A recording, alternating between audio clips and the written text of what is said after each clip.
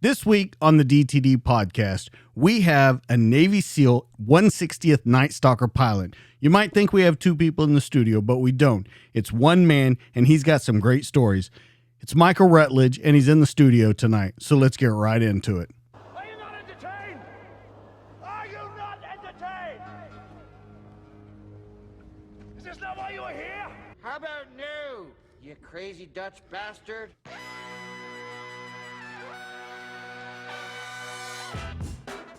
What we've got here is failure to communicate.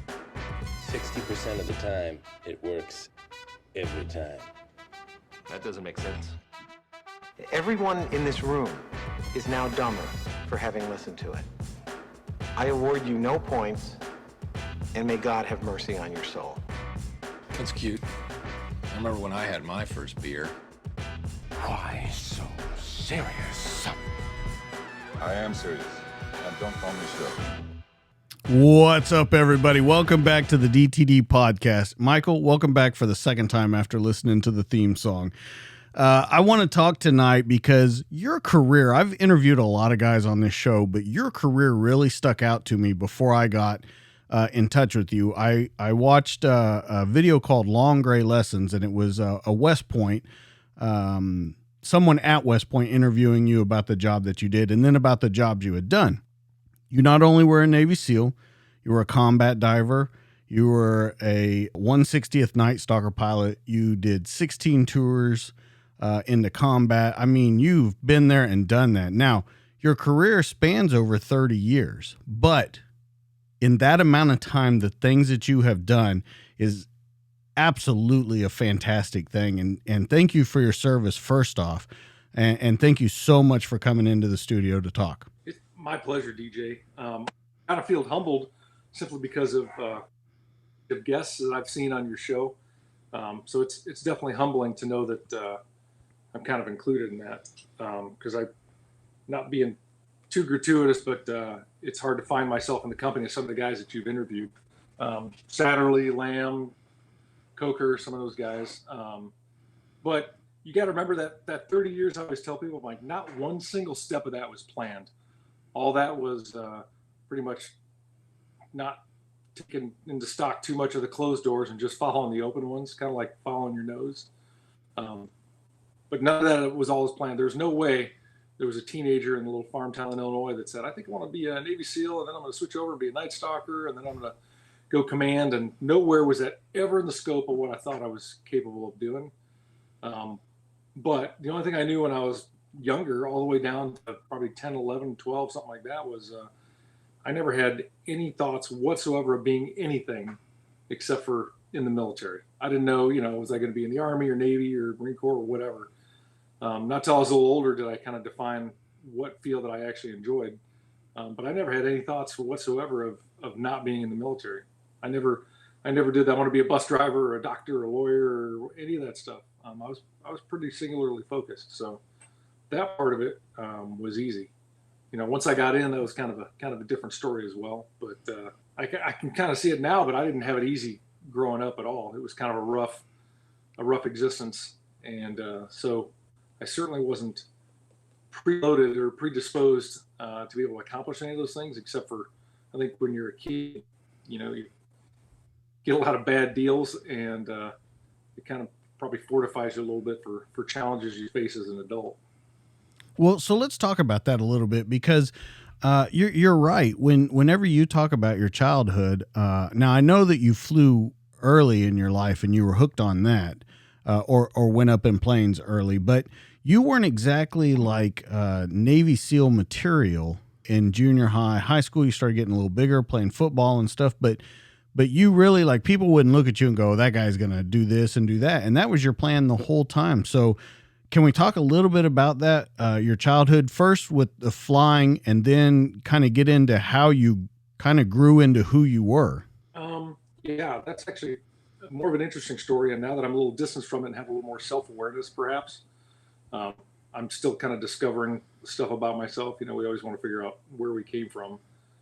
Like I said, it was a little farm town in Illinois. I can't tell the story you're looking for without telling you a story behind it. Okay. And and it's a little self-revealing because I've done a lot of podcasts, and I'll bet I probably haven't actually said it, but I've been off the podcast thing for about a year, so it kind of merits some discussion. It was kind of a horrible family. My mom was good people, but I can't remember a time there wasn't some guy running through the house at some point. And one of those guys was my dad. I think I met him once for 10 minutes when I was 16. But that was not an ideal existence. There was a number of stepdads running around, and one of the stepdads, I remember when I was 6 or 7, he had an airplane. And so that was the first time I flew with him, and he actually owned the World War II biplane that I own now. So that was the very first airplane I ever got my first ride in when I was 5. Anyway, fast forward a little bit. He was not a wholesome, wonderful human, and through a different chain of events, he actually committed suicide when I was 12. Wow. And that completely put our family in upheaval. A couple months afterward, we moved to another town. We moved to Chicago area, and then I was in high school and so on. But it was not an ideal existence. There was not a lot of money. I mean, I distinctly remember being absolutely dirt poor. But I worked hard. I mowed lawns. I was a hard worker, but I was never athletic. I was a complete fat band geek. Absolutely not athletic. And I say band geek, I mean it. I mean, I loved band. I was a percussionist. I played drums for 15 years. I was in a drum and bugle corps, and so I thrived on that. But I was definitely not an athlete. I was not good at any sports. I tried out for Little League 5 times until they finally said, "Hey, you're too old. You can't do Little League anymore," because it kept kicking me down to T-ball. Yeah, you're 13 years old, you're too old. You tried it 5 times, it didn't work out. I felt like happy. That's exactly what I was thinking. Yeah. So, I was not athletic at all. I mean, I played sports and stuff like that, but I was no good at it. It was more, it's more just everybody gets the trophy thing. I was the ping pong champion in 8th grade, if that tells you anything. That was as athletic as I was. Scared to death of water, but lots of emotional and physical adversity. I got beat up all the time, so I mean, I guess I had to go do something angry at some point to get it out of my system. But like I said, oddly enough, I was never into drugs. I never got arrested. All the bad stuff you would think that upbringing would foster.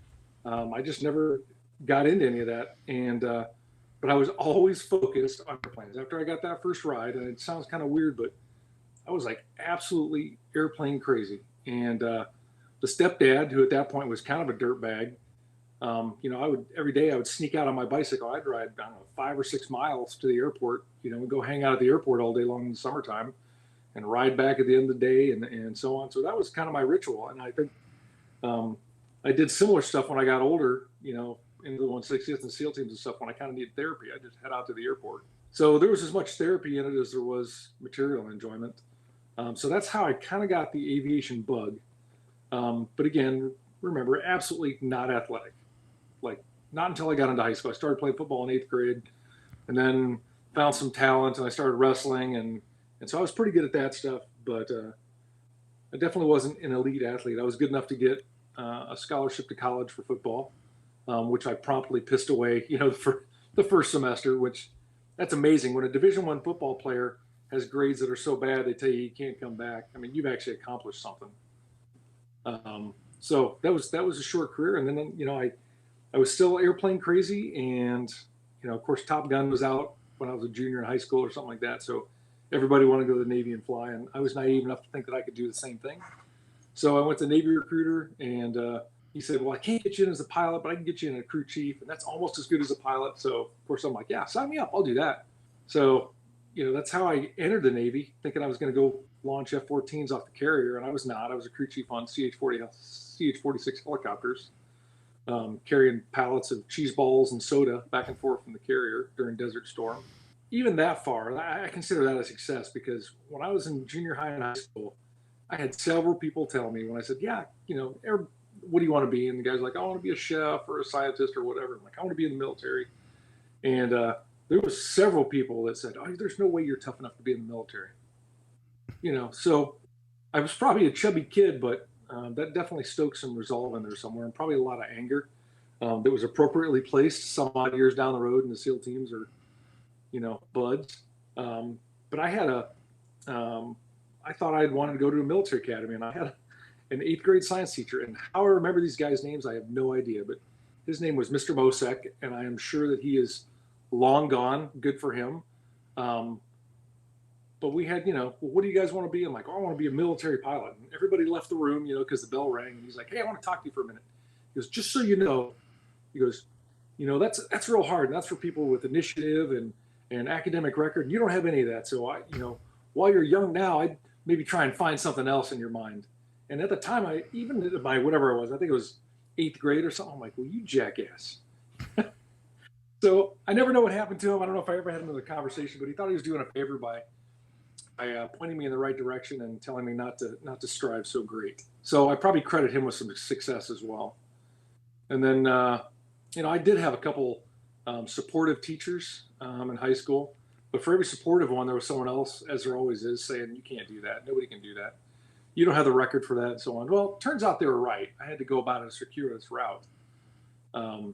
But I did a lineup in my junior year, beginning of my senior year. I got an interview with the Naval Academy Blue and Gold officer, and I didn't know what I didn't know.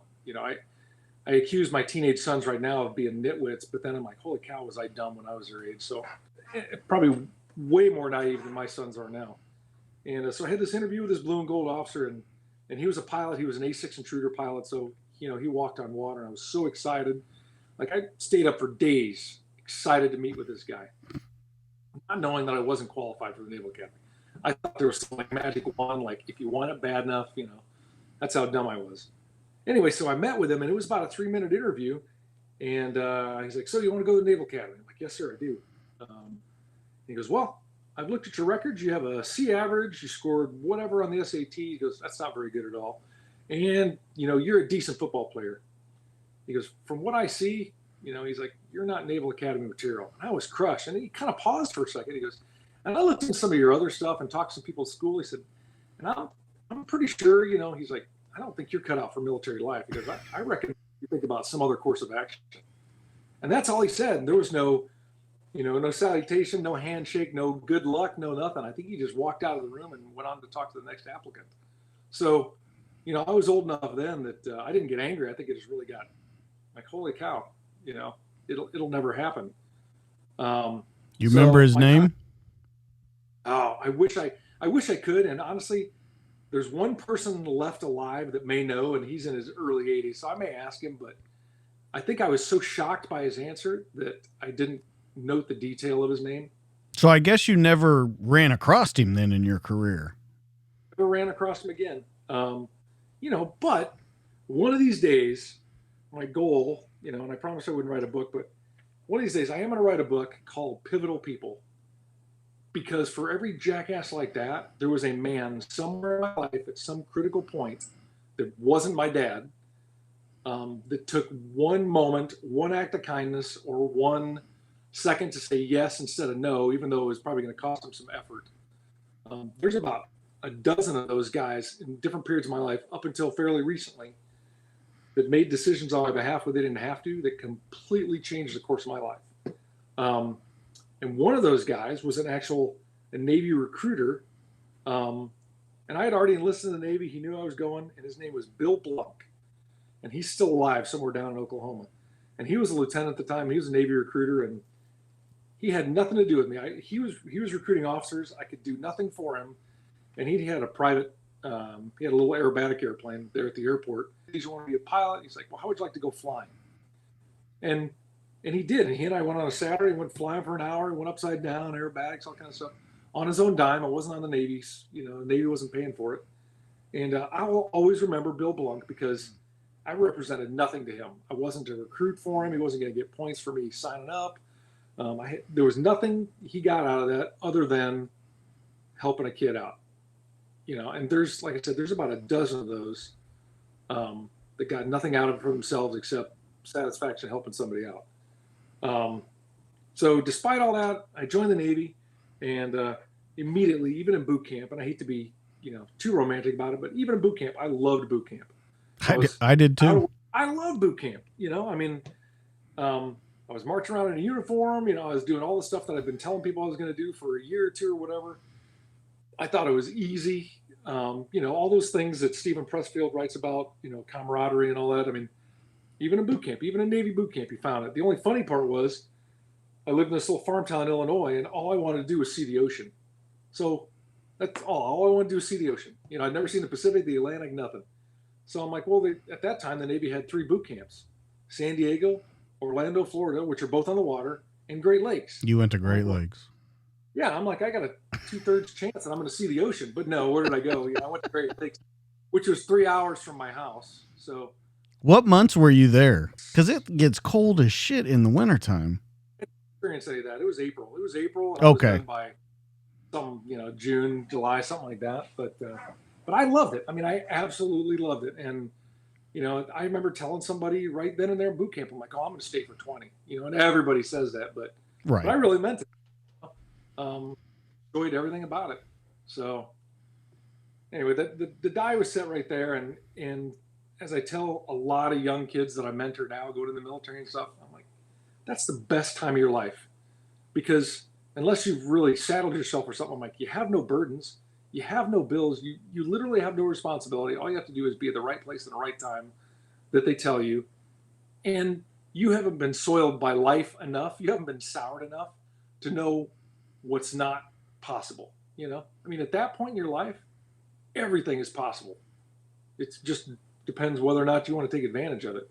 So that was exactly my mindset when I was in boot camp and, A school and all that stuff. And I still have drawings, a little downtime. I'd sit and scribble drawings of airplanes and stuff because I was kind of an artist in another life. And I still have them. Every once in a while, I'll come across and pull them out. I'm like, those things are like 40 years old. These pictures that I drew just because I was in such a happy spot. So suffice to say, that was probably the most positive period of my life to that date, just given, childhood and all that kind of stuff, and failed college, all that. So there was nothing wrong with that. I enjoyed every single piece of it. And so you go in, you're air crewman, not a pilot. Are you still digging the military though? I mean, even though you're doing what you're doing, are you still liking it, being active duty? Yeah, loving it. Never regretted one single second. Okay. So I think this is where it kind of starts to pivot, because you're there, but you start doing a bunch of other stuff, right? You're a crew chief, but you start at one point you're like a rescue swimmer and stuff like that. Is that correct? Yeah. So I always tell people, nobody, you hear people go in the military or whatever, police, fire, any kind of arduous occupation, like, oh, it sucked. And I always ask them, like, well, what did you do? Well, it always sucked. I'm like, well, did you go out and do things? Did you volunteer for stuff? Did you, what I mean? No, I did my 4 years and I left because it sucked. And so I always tell them, I said, it's going to suck if you just let it come. Trust me, the military will screw you if you let them have their way. I mean, and not in person, but just circumstances, if you just become like a tin can on the waves, they will do exactly what best suits the military, and it's not all about your preferences. So that very early part was the very first time I was in aircrew school in Pensacola, Florida. First time I got to see the ocean. So elated, like nothing could go wrong. And I got jets flying over from Indianapolis, Pensacola. I mean, it was pretty euphoric at that point. I could ask for nothing else, getting 3 meals a day, a paycheck, all that. So, when I graduated aircrew school, they said, well, who wants to be a rescue swimmer? Who wants to be a helicopter rescue swimmer? And that was the very first time that, because that was pretty hard school. It was definitely for a kid who wasn't really a great swimmer. That was why I volunteered to be a rescue swimmer when I was not an awesome swimmer. I have no idea. But I think it was because they said something like you get a $5,000 bonus. And then, of course, after I volunteered for it, they're like, no, that's for guys who signed for it, before they go to boot camp. So I didn't get my $5,000 bonus. So that may have been the reason I signed up. Anyway, so I said, yeah, I'll be a rescue swimmer. And like, sign on this line right here. So that was the first time they gave me an option to volunteer for something. I said, yeah, I'll do it. Not fully knowing the consequences. And that's probably a big part of that is probably just being naive, which is also a survival technique. If you're too dumb to know what's about to hit you. So it was the first time I volunteered for anything, and it was a hard school. I actually got rolled back once for I can't remember the swim test, but I didn't pass it, so I had to get rolled back to the next class, and that was also my first taste of failure when my friends all progressed forward. But I loved it. It was disciplined. We were working out every day. It wasn't being a SEAL or anything like that, but for that stage of my life, it was pretty arduous, and not everybody made it through. So that also, at the end of that was the first time that I got to taste, selectional success for something that not everybody graduates from. Everybody graduates boot camp, everyone graduates college, whatever. So that was the very first time that I got any success. And of course, when you taste that, if you got the right mindset, well, you taste that, and all you want is more. So that was a good pivotal part of that. And that was also my first taste of paying attention to what people say, because when the day before graduating, the head instructor, and his name was Mark Horn, Petty Officer Horn, a little red-haired guy, and he'd been my instructor all through aircrew school.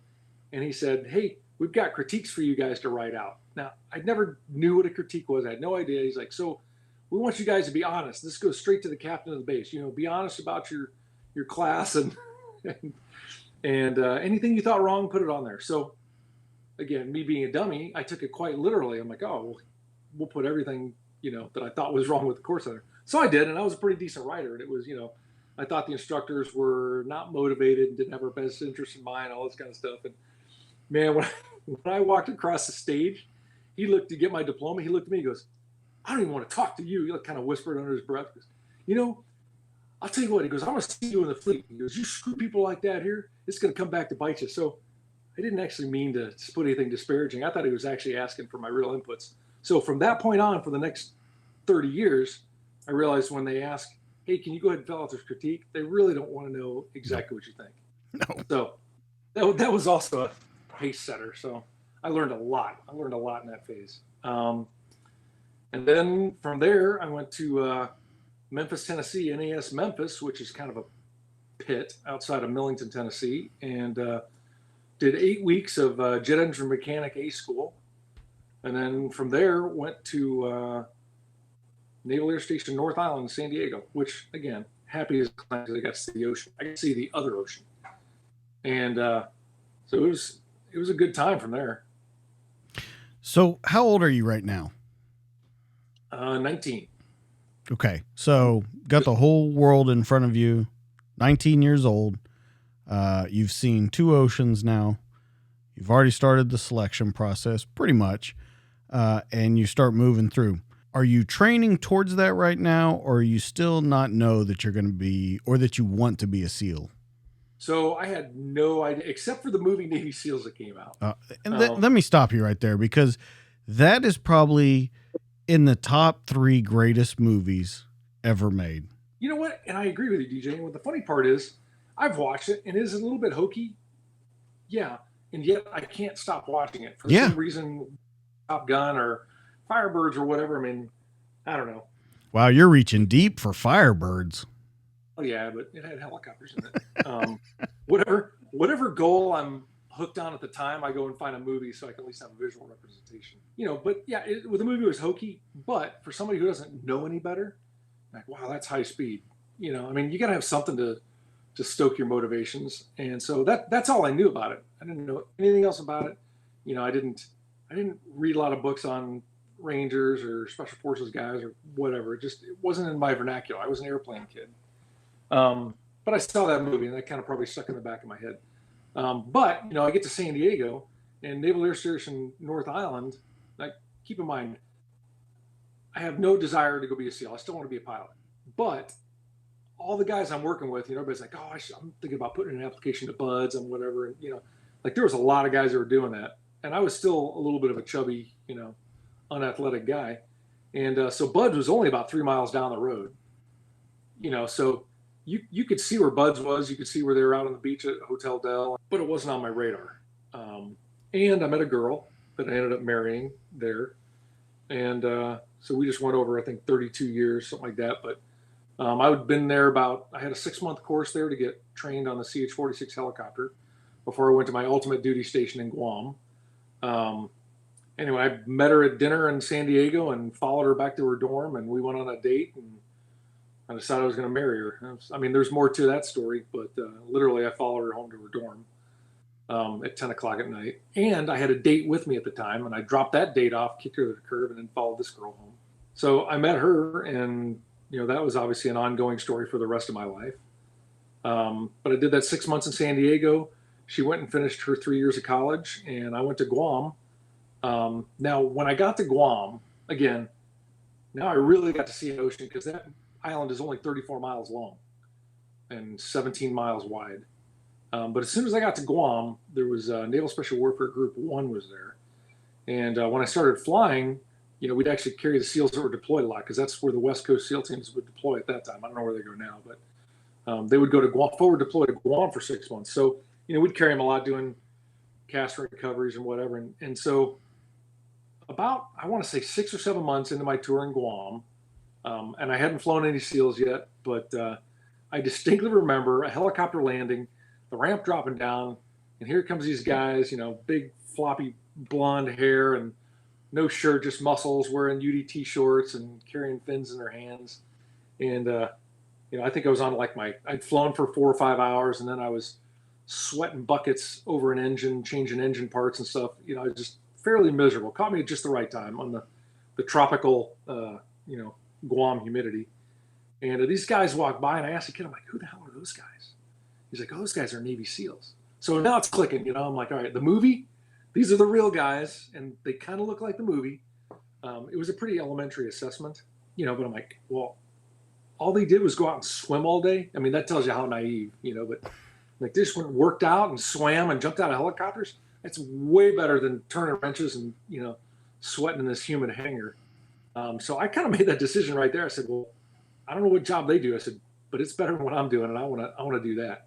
So I'm a little bit old school, I guess, and I hate to say that, but you hear a lot of guys today, and there's a lot of studs out there, but they're like, all I ever wanted to be was a SEAL, and blah blah blah. And I never had any of that. It literally was seeing these guys get off the helicopter. My job sucks. That job looks way cooler. And as we'll find out as the next 26 years goes, if there's a better deal out there, I'm gonna find it. So I guess the good thing about daydreaming is I always make them come true. So I think the next morning when I had a dry uniform, I wasn't all sweaty, I walked up to the career counselor's office and I said, hey, I want to be a Navy SEAL. And, she kind of looked at me and, oh, okay. This is days before the internet or any of that kind of stuff. All you had was some books. And she's like, okay. She digs out this form and said, well, sign this, we'll put you in to get your orders for buds. And so it takes like 3 weeks for a letter to get from Guam to the States and vice versa. So they sent this letter to DC, to Bureau of Naval Personnel, and whatever it was, like an application to go to buds. And they sent another letter back, or message traffic or whatever it was, and said, he needs to take the SEAL PT test and be interviewed by a SEAL. And so at this point, there were none on Guam. They're actually all forward stationed at the Philippines, at Subic Bay, Philippines. They would just come to Guam to do some training and so on. So this kind of put like a wrench in my works, because there was a timeline involved. But I was just getting ready to deploy, getting on a ship, going to the Persian Gulf to support Desert Storm. The USNS Kilauea, which is a civilian food ship or ammo ship, I think. We'd put 2 helicopters on there and go out there and support the carrier group. So we get on this ship, and I forget our second or third stop was in the Philippines. And so I didn't know that you weren't really supposed to do this. And I think I was an E4 at the time. And at this time, now it was in my head solid. I wanted to be a Navy SEAL. I completely given up the whole flying thing. This was just irritating me while I was trying to go to buds. But I worked out all the time at this point. And I tried to find every single book I could find. I was at the library every day, asking a lady, hey, can you get this sent from the States, and so on. So when I latch onto something, I mean, it's insatiable. So I knew there was Naval Special Warfare Group 1 was based in the Philippines at that time. So very next morning, no idea where I was. I just headed off, and I kept asking, like, hey, where's the warfare unit? And some guy would point this direction. Half of them didn't speak English. So after about an hour and a half, I finally get to this building, that says Naval Special Warfare Unit 1. And I just walk in. I'm a nobody. I'm an E4 nobody, my little Dixie cup on, wearing, navy blue dungarees, little prison uniform with bell bottoms. And so I just walk into this unit, and there's all these team guys wandering around. I just found one person, and I can't believe I didn't get beat up or thrown out. And I said, "Hey, I need to take a I need to take a SEAL PT test." And this one chief, and I didn't know he was a chief at the time, but the old chief thing holding the coffee cup, and he turns around and looks at me, and I won't even rehash the expletives that came out of his mouth, but basically he's like, "What are you doing here, and how did you get here?" I'm like, "Well, I just beached in the Kilauea, and I walked over here." And he's like, "What?" He goes, "Get outside." So we walk outside, and he talked. I'm like, "Well, hey, Chief," I said, I'm trying to go to Bud's. I'm in Guam. There's no SEALs there. I need to take a PT test, and I need an interview." And he's like, "All right, meet me here at 7:30 tomorrow morning." He goes, "Be in your boots," and so on. And so I did, 7:30 next morning. And of course, I go back to the ship, and I was supposed to work the next day. And I told my chief, I said, "Hey, I got to go take a SEAL PT test." And, I'm not asking anybody's permission, which I probably knew that I was supposed to, but it's just the way I've operated. And so I got yelled at for that. He's like, "But I can't let you not take it." So anyway, I show up at 7:30, do the push-ups, the sit-ups, and I head out on this run on this dirty, dusty Philippine road with my jungle boots on and UDT shorts. And I was doing pretty decent on the run, and no kidding, probably 50 yards from the finish line, the chief is sitting there, same thing with his coffee cup. 50 yards from the finish line, this little Philippine bot bus doing like 60 miles an hour goes in front of me and kind of like nicks my elbow and knocks me on the ground. And so I get hit in this intersection, and then I jump up and, run that other 50 yards or so, and I'm bleeding all over. And he looked at me, he goes, "Huh, you made it by 3 seconds." So it wasn't even a pause. He didn't even like, "Hey, are you okay?" or anything.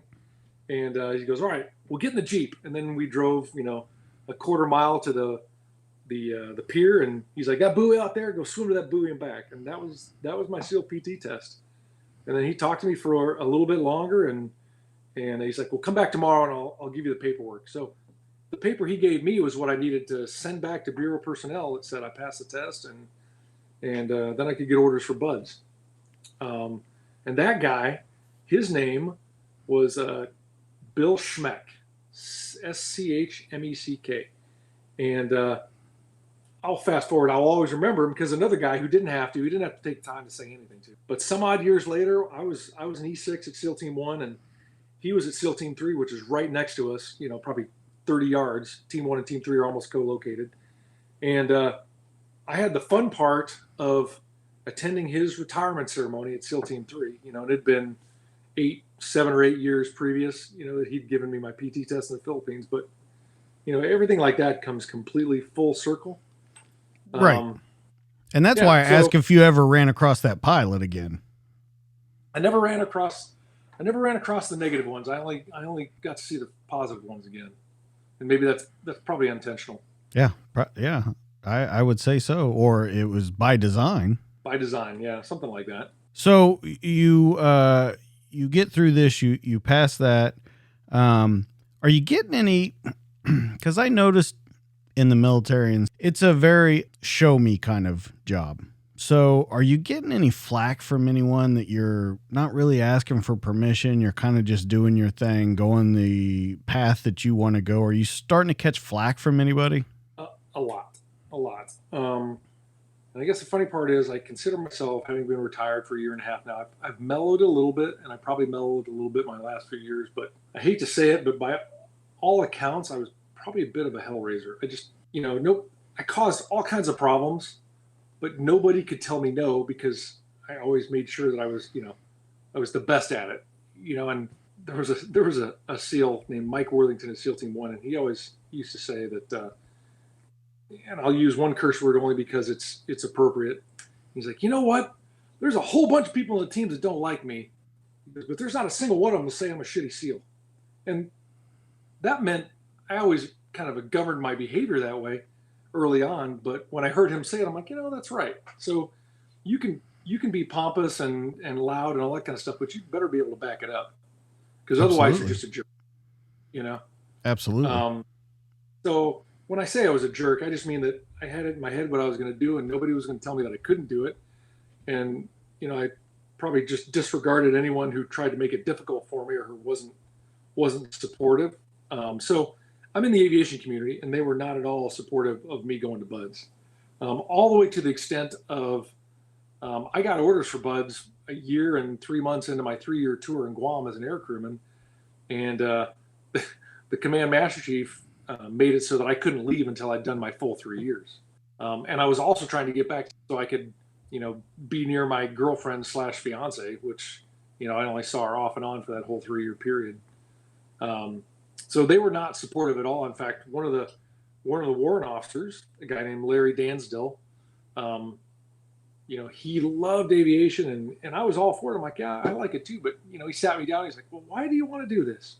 And I told him all the reasons. And he goes, well, I just can't think of anything more rewarding than what you're doing right now. It's the pinnacle of a career. And again, not being able to take social cues at the time, where I was 19 or 20.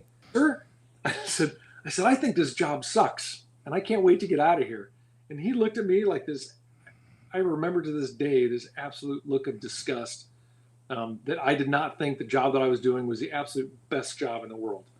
So I probably could have packaged that differently, but that's what I thought, But let me ask you a question on that. When you were a SEAL, when you're a Nightstalker, when you're doing the top tier, did you ever think that was the best job? Because I have a feeling that you didn't. Actually, that's not true. I did, but it was different. I'll back up. When I was a rescue swimmer, I felt like I had mastered it. It's not a complex job. Okay. But I felt after a couple of years, I'm like, all right, well, I had mastered this. By all accounts, even my peer team guys, stuff like that, I'm like, I was a good SEAL. I had a great reputation. But it's such a high caliber of guys. You never master it. You're in danger of failing, and your reputation. You do 20 years in the team. Your reputation is always in the balance, and the same for the 160th. It takes a long time to gain that reputation, and every single flight, every single assault, every single mission planning cycle is arduous, and there's a whole bunch of people that are dependent on you. And if you screw it up, there goes your reliability, and if you lose your reliability, there goes your reputation. Right. So there was never an opportunity. There were times where I could let my guard down a little bit because I'd either gotten senior enough or I'd been doing either occupation long enough that it's not a minute by minute struggle to make sure that you're keeping up with all the pipe hitters next to you. Of course. So it is a little bit different.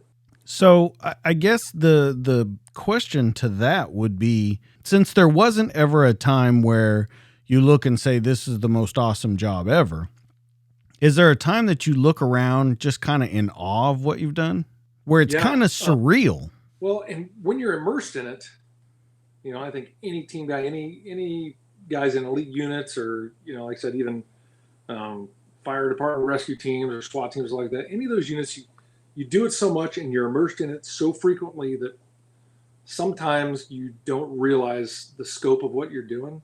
And one of our rituals, and it's one of the few I remember, but there was a lot of instances, this is just one that sticks in my mind, is when we'd have late night evolutions in Coronado, we'd get done at 3 a.m. diving or something like that. And we'd go to Night and Day Cafe at 3 a.m. because they were the only thing open that's 24 hours. Half the platoon or whatever, we'd go in there and get pancakes all nice and warm after shivering all night long and whatever we were doing. And so I remember, because I didn't live on Coronado, I lived just a little bit off Coronado, so I had to go over the Coronado Bridge every night to go home. And there was one night driving over the bridge, looking down at Glorieta Bay where we just got done diving. And it was like a 2.5 day, rehearsal op where we kicked boats out of a C-130, 30 miles offshore, drove the boats in to the strand or close to it, took all our Draeger gear, patrolled across the highway into the bay where the ships were, put on our Draeger, dove, X amount of thousands of yards, put mines on a ship, dodged dolphins, whatever crap they had in the water hunting for us, dove and back to the beach, took your gear off, went over the beach, uncached the boats, get back in the boats, go back out 30 miles, link up with a Mark V. It was like a day and a half. It was a long, long event. And I just remember driving over Coronado Bridge on the way home, looking over that bay and just kind of laughing. I'm like, holy cow. The amount of people in the world that could even conceptualize what we just did, this last day or this last night, And that's nothing. You talk to any, guys in a Ranger regiment or ODAs or like that. I mean, that's not uncommon. Those guys certainly do. I mean, we all do. It's as different as we are. They're very similar experiences. But anybody outside of that kind of community couldn't even fathom that much suck, because all they see is the movies. And as they say, everybody wants to be a SEAL when it's sunny out, and by the same token, I had an epiphany in the 160th because, of course, we wake up at sunset and go do bad things to bad people all night long and come back at around sunrise. We want to be off the target before it gets light, but we're flying back into whatever, Bagram, J-Bad, Shank, whatever. Right about the time, about 5:30 in the morning, right about the time all the conventional military guys are out there doing PT, they're jumping jacks and all that stupid stuff. And so, we'd always stupid stuff. Yeah. I say the Army, I don't know about the other, but when you see some dummy out there doing jumping jacks in Afghanistan, why? But they would all PT along the runway because that's where all the real estate was. And I just remember leading in, a flight of 3 or 4 after we just did some mega assault in central Afghanistan and seeing all these guys down here. And this is when all the conventional guys are just going out to their helicopters and getting ready and all that stuff. And, we would always make a point to be in a nice tight formation and come in there and look, because I remember looking at a guy named Ed Binkowski, who I flew multiple deployments with and love him dearly. And he's a retired W5 now too. And I look over at Ed, I'm like, Ed, those dirtbags have no idea what we just did tonight. And they didn't, they just see these black unmarked helicopters show up in the morning and leave at night. And that's all they see. And they don't understand all that transpired during those hours of darkness. So I kind of had the same epiphany there. And, and I say dirtbag and it's all demeaning, and I have a different opinion of it now, but when you're in it, you have to believe that you're the best thing going and everyone else sucks. And I think every operator probably thinks like that, and they should. That's how you survive. Let's go back for a minute though. When you actually go to SEAL training, you make it through no problems? No, it sucked. So I thought I was awesome. I thought I was in great PT shape. I've always sucked at running. I've been 200 pounds since I was 17, so I have always sucked at running. So running for me is always a pretty emotional event. And I knew that was going to suck. And I was actually a good swimmer. I wasn't a super fast swimmer, but I was really strong. So, BUD/S was tough for me. And I know guys, I literally know guys that it was almost effortless for them. We'd be laying, patching up broken feet and stuff every night, and they're out drinking in Coronado. I'm like, how do you guys do that? So I couldn't even conceptualize that. But every single day of BUD/S was a struggle for me. There wasn't one thing we did except for drown proofing or sitting in the surf, which that's where being the chubby band geek kind of helped out. I could take some abuse. Like I can take some physical abuse. But every single day was a struggle. I tell a lot of guys my whole meal to meal strategy is, I started getting really bummed out at the beginning. I'll tell you what, the first day or two of BUD/S, I looked at my girlfriend, who's now my wife, and I said, baby, I'm not sure how this is going to turn out. It's a shotgun blast to the face, because I thought I knew what to expect, and I most certainly did not. So then I changed my strategy, and I'm like, all right, I'm going to do this meal to meal, because I can't in my head right now envision myself finishing this 6 months from now or 10 months or whatever. So I just got up in the morning and I'm like, all right, the standard thing, at least it's in training. So breakfast is whatever it was, 6 o'clock, and we'd get beaten from 5 to 6 or something like that. And then I know we'd get a half-hour breakfast. They wouldn't screw with us. And the same thing from lunch to dinner. And I remember when I started my little tradition, because everybody needs rituals to cling to when it gets gets hard. And so at the end of the day, when the instructors were done with us, we'd march back to the barracks and, you know, they'd dismiss everybody. And I remember looking at the barracks and saying, day 4, and I'm still here, or whatever it was. And I remember going through that. Day 58, and I'm still here. You know, day 138, and I'm still here. And I said it every single day. And so I just broke it down to those tiny little increments. You know, I suppose it's an advanced version of eating the elephant one bite at a time. But that's the only way I can make it. You know, everybody's got different techniques. Every single guy through every arduous training program has got a different way that they made it. And that just happened to be what worked for me. And so, again, the fat band geek, I'm no stranger to big chow. I like eating. So for me, you know, going meal to meal was an ample reward. That I could put in my brain as a reward. So sounds pretty elementary, but you know, I've been every time there's any sort of physical, emotional discomfort, I do my meal to meal thing. What was the most difficult part of training for you? If you had to block out one thing. For me, it was always, it sounds so elementary, but it was always the running. Okay. It just sucked. And don't you pretty much run everywhere in SEAL training? You do, but you surprisingly don't get, I mean, relatively, I guess I was good at because I passed all the tests, but you know, it was the one thing that always gave me anxiety. Always, because I always knew, you know, I was, you know, one of the worst runners in the class. Doesn't matter what class I'm in, I'm always the worst runner. You know, and so it was always hard for me. Every time we would do a run, it was a complete gut check. You know, but by the other token, I was good at PT and I was good at pull-ups and sit-ups and push-ups and all that kind of stuff. So I got a little relief there. The swims were always a gut check for me, but I always made them. You know, I had a short little Singaporean swim buddy. He screwed me once. I failed to swim with him because I was dragging his tiny little body for 2 miles. But Boon Soo Wee, that was his name. I was just about to say, do you remember his name? Boon Soo Wee. Because I distinctly remember, because you're tied together, like you have a buddy rope line. between you. Yeah, buddy line. Yeah, buddy. So, you know, I'm pushing as hard as I can, and I see his little midget arms back there kicking, and, you know, I'm like, Boon, you better hurry up. Like, stop yelling at me. Don't yell at me. No, you shut the fuck up. You know, so I just remember dragging him. We failed. You know, we didn't pass one, and so our little American Singaporean battle at the end. But anyway, so it was really the runs. I had a hard time. I got rolled in buds once, but it wasn't oddly for one of the physical things. It was post Hell Week, and I got some weird gangrene stuff, so they rolled me for medical cause.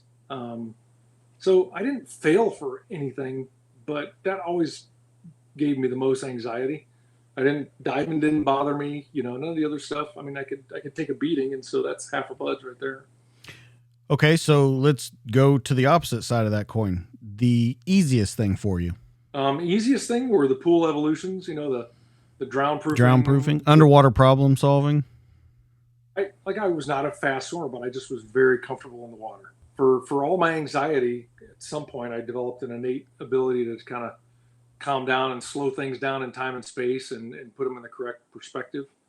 I didn't get all stressed out about things. I mean, and that's not true. I mean, you always get stressed out about it and anxious, but being able to control it, which my guess is everybody who graduates from BUDS or goes to the Ranger Regiment or the Q course, that's probably a common trait is, you know, everybody gets scared and anxious. You just learn how to deal with it better than the guys that couldn't hack it. Yeah, absolutely. So you get out, you graduate from there, you go to SEAL Team 1? Yep, SEAL Team 1. Okay, so you go to SEAL Team 1. As everyone knows, if they listen to anything about Navy SEALs and stuff, you're still really not a Navy SEAL when you go over there. I mean, you are, but you still got your time to put in, right? Oh, yeah. Yeah, it's shockingly how low you are on the totem pole. But everybody outside the teams, you know, you tell them you're the baddest thing that just came right out. But no, you were, and as soon as you get to the team, and every team's different, but you know, that was the days before tail hook and all this kind of other stuff. So your reception, your first day at SEAL Team 1 it was slightly brutal. You know, because you show up in your little Cracker Jacks and your ribbons, everything's all nice and pressed, and I in process with 2 other guys. One guy who was best man at my wedding, also just retired. He was one of the biggest pipe hitters at Red Squadron at SEAL Team 6.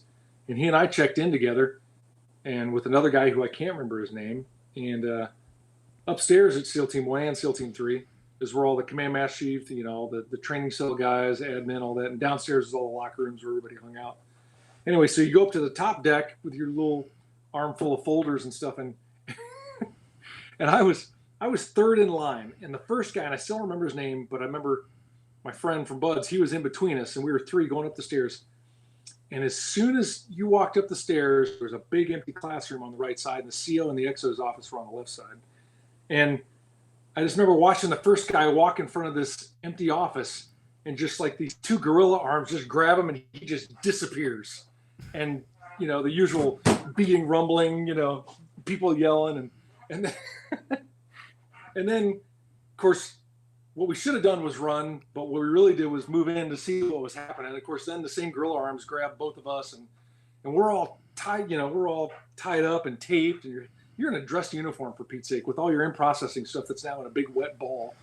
And, so we're all taped up and looking down the hallway, and we're getting kicked and punched and all that. And the executive officer of SEAL Team 1 at that time, and I don't remember his name, but he was a legendary Vietnam SEAL, enlisted, and he'd gotten commissioned. He was the XO. And all I remember is looking sideways with my head on the carpet and seeing him come out of his office. And I had the momentary thought, like, oh, safety's coming. The XO or the CO's coming, so they're going to stop this. And he walked over me, and he walked over the other guy, and the first guy in line who's all taped up. And I remember he looked down at him with his cup of coffee and gave this kid a couple good kicks, stepped over him and walked down the hall, and you hear him goes, "Welcome to SEAL Team 1, boys." So, that was the first 5 minutes. And I don't think that happens anymore in any unit in the military. But you definitely knew where you were, on the totem pole on that one. And then from there, you had to go to every single office and introduce yourself. And so what do you look like? You look like you just got shot out of the wrinkle cannon. You get dirt everywhere. Your uniform's trash. So everyone yells at you for being filthy and your uniform out of order. And, you go into one office and they're like, stand on top of the desk and sing the national anthem.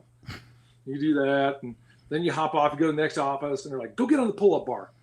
And if you couldn't do 20 pull-ups, they're like, well, go get in the surf in your uniforms. Then you roll around the ocean, come back wet and sandy. And so this is all like the first 2 hours of the team. And, and that's all by design. Of course, when you come back and you start in process, and then it lightens up a little bit because there's work to be done. But there's some shock value involved in that. And I'm not convinced that it probably doesn't set the correct tone for what you're about to embark on. And I want to talk about that. With everything going on today, there's a lot of, I guess the word would be political correctness in training and things. You mentioned tailhook. There's a lot of stuff that happened. Me Too, and just different physical things have happened. So the military has gotten away from a lot of that stuff. Do you think that's a good idea? Because I've talked to a lot of other guys and I ask them, we're kind of in a weird predicament because we have to train these war fighters to do these things. And we still have to make sure everyone is mentally aware and knows themselves and all that kind of stuff. And we're in a real weird place right now. So what are your thoughts on that, about how we've kind of switched how we do things? I think change is good. That's really broad, but you can't stay the same. You can't beat guys. You can't haze guys like you did in the 80s or whatever. And even though I think a large part of that is, well, I got hazed, so I want everyone else to get it. I understand that. I agree with that a little bit too. And every time I think I'm not like that, then I want to haze somebody. But right, but you have to change. And on a bigger perspective, the way we fight wars, and that has changed. So the military animal has to change as well. The one thing I will say, again, being a little bit older and having some perspective, I at times thought like, oh, these guys aren't nearly as hard as we are or whatever. What I've come to after 3 decades of doing it and being a little more mature is that, no, they're different people and we train them differently, and some stuff may not be as hard. But the one thing I will say is warfighters of today are ridiculously more intelligent and aware than we were in my era. Very easy case in point, your average Army or Marine Corps infantry is now doing tactics and assaults that were considered, when I was in the SEAL teams enlisted, were considered cutting edge, tier 1 kind of stuff. They're close to doing that now because the environment, the tactical environment, has kind of demanded that everyone up their game. So no, we don't necessarily need to beat guys and stuff, but I also think that, all the elite special operations guys, whether it's, AVSOC flying or PJs, Ranger Regiment, SF, SEALs, whatever, SWIC guys, it doesn't matter how the environment around all the warfighters changes, whether it's Me Too or, whatever, Black Lives Matter, whatever's going on at the current time. Those things do not change the people. The guy I mentioned to you, and I don't want to give out his name, but he was an absolute pipe hitter at Red Squadron, SEAL Team 6. One of my absolute best friends. I remember somebody telling him, and he and I were shoulder to shoulder all through BUDS, a couple different deployments, until he went off to Dam Neck and did his thing. And I remember, some of the old guys saying, when he and I were brand new SEALs, some guys saying, "Oh, you're nothing like we were. Your class wasn't as hard," and all that kind of stuff. It's kind of an age-old argument. And I remember him specifically turning around saying, "You know what? I didn't quit my class, and I wouldn't quit in your class, and I wouldn't quit 30 years ago. So stop saying that." He's a little more verbose about it, but the environment's changed. The type of people that seek to do those jobs do not. And I think to a large degree, we don't build those personalities. We meaning, the pronoun people with special operations. We don't build those personalities. They come to the units. All we do really is kind of hone the animal and train them and provide a healthy outlet for what's already there. So I'm not sure it really matters at the core. I'm not sure it matters politically or, how we change it or how it has to morph for different administrations and whatever the case may be. I don't think the people change, and that's why their effectiveness isn't going to change. But we all think that the next generation coming behind us isn't doing it as well. I mean, nobody wants to admit like, "Oh yeah, those guys are total pipe hitters. They're doing it better and more efficiently than we ever could." Sometimes that's true, sometimes it's not. But I think it's all the people. The guys aren't going to change. The guys and girls that are doing the deeds, the way they think and the reason they came into the teams, platoons, air wings, whatever, that's never going to change. I would tend to agree with you there. So how many years are we into your career now?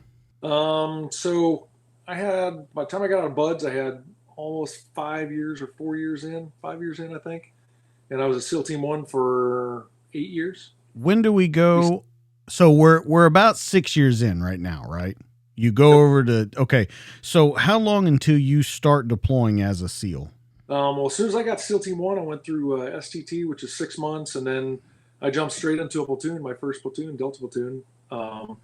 We did a year-long workup and then did a 6-month deployment back to Guam, where I just came from, which I thought also, so all the guys I'll back up a little bit. I had to leave the aviation community because I literally told just about everybody, "Go piss up a rope. I don't need you. I'm going to go be a SEAL." So had that not worked out.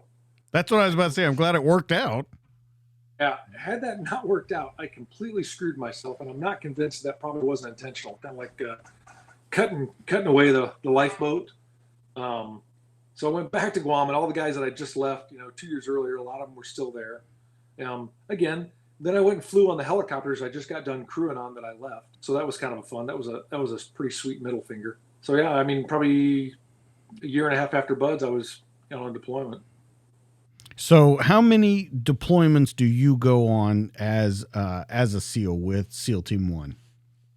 I did 3 as a SEAL. I did 2 as like one of the department heads running like the air operations stuff. And then the third one, I was a team leader, a leading petty officer. So you're moving up rank pretty fast. Relatively. Yeah. I did, I mean, you're what, a 4 when you go to SEAL training, right? Yeah. So then when you go to 1, you go to 5? Sometime in there I made 5, and then and actually I made E5 meritoriously, so I didn't even have to pass the test. Whatever job I was doing at the time, the CEO gets one, they call it a CAP, Command Advancement Program, and somewhere in there, they determine who's the most deserving or whatever. So he just comes down and says, "Congratulations, you're an E5." Nice. So somewhere in there, I got that, and then between my second and third deployments, I made E6. And when I made E6, then you're eligible to be a team leader, platoon leading petty officer. So in between that, I took a little break, and I did almost 2 years as an instructor, training cell instructor, teaching underwater demolition and combat search and rescue and something else. So I did that for a year and a half. My first son was conceptualized. He was conceived during that period, which makes sense. It was the only time I was home. So I did that year and a half or almost 2 years. And then I did my last deployment as a platoon leading petty officer. That span 9/11? Yep. Yeah, we were actually deployed. We were on a deployment during 9/11 in Guam. We weren't in Guam, but we were in Malaysia at the time.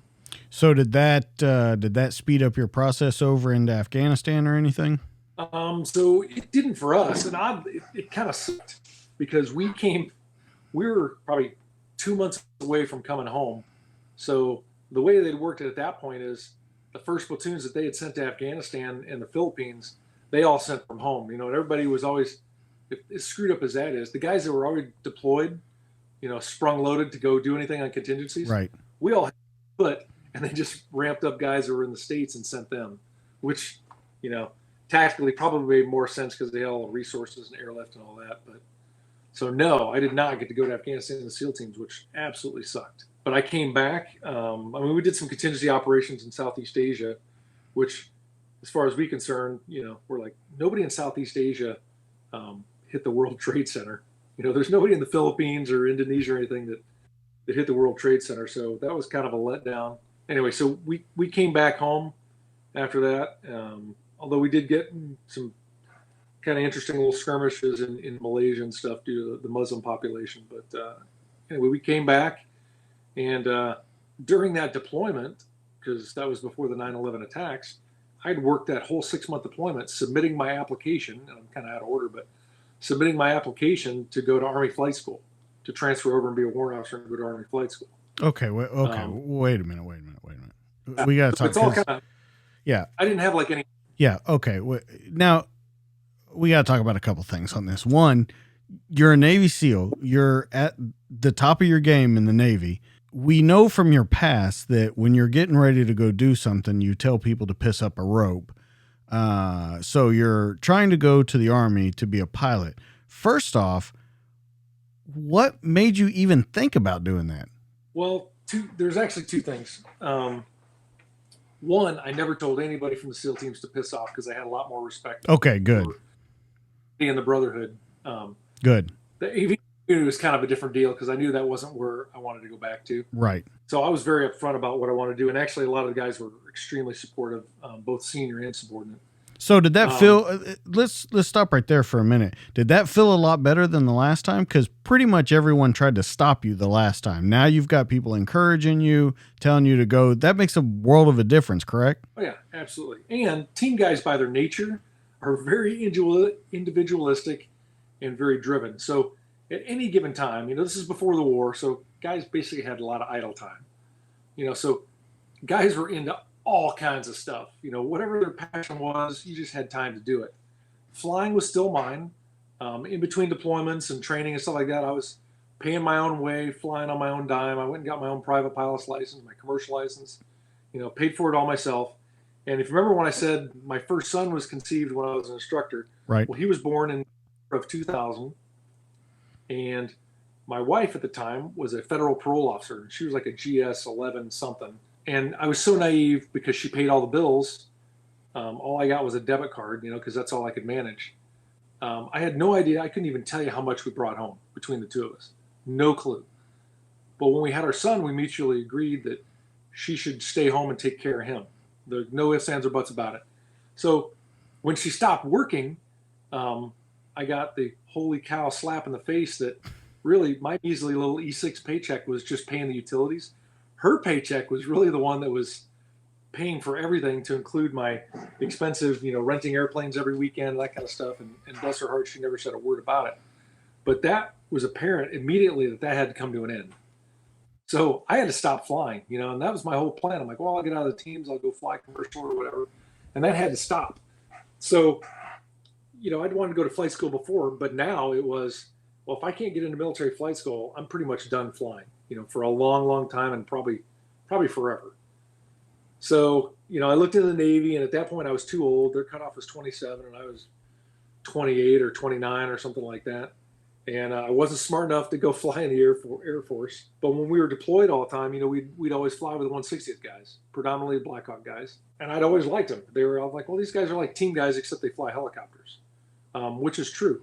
And not knowing a lot about the 160th. I mean, I kind of knew what they did, but I didn't have all the institutional knowledge. I just knew they were cool guys, and they flew cool helicopters. And I'd become friends with a couple of them as we'd done workups together. And, one of them had said, hey, you should probably, if you want to fly, man, you should come over to 160th. Of course, I'm like, well, how do you do that? So now we got the internet, and I'm on fire because the internet exists, So now I can spend all my time digging up all the information you could possibly know that was written about the 160th.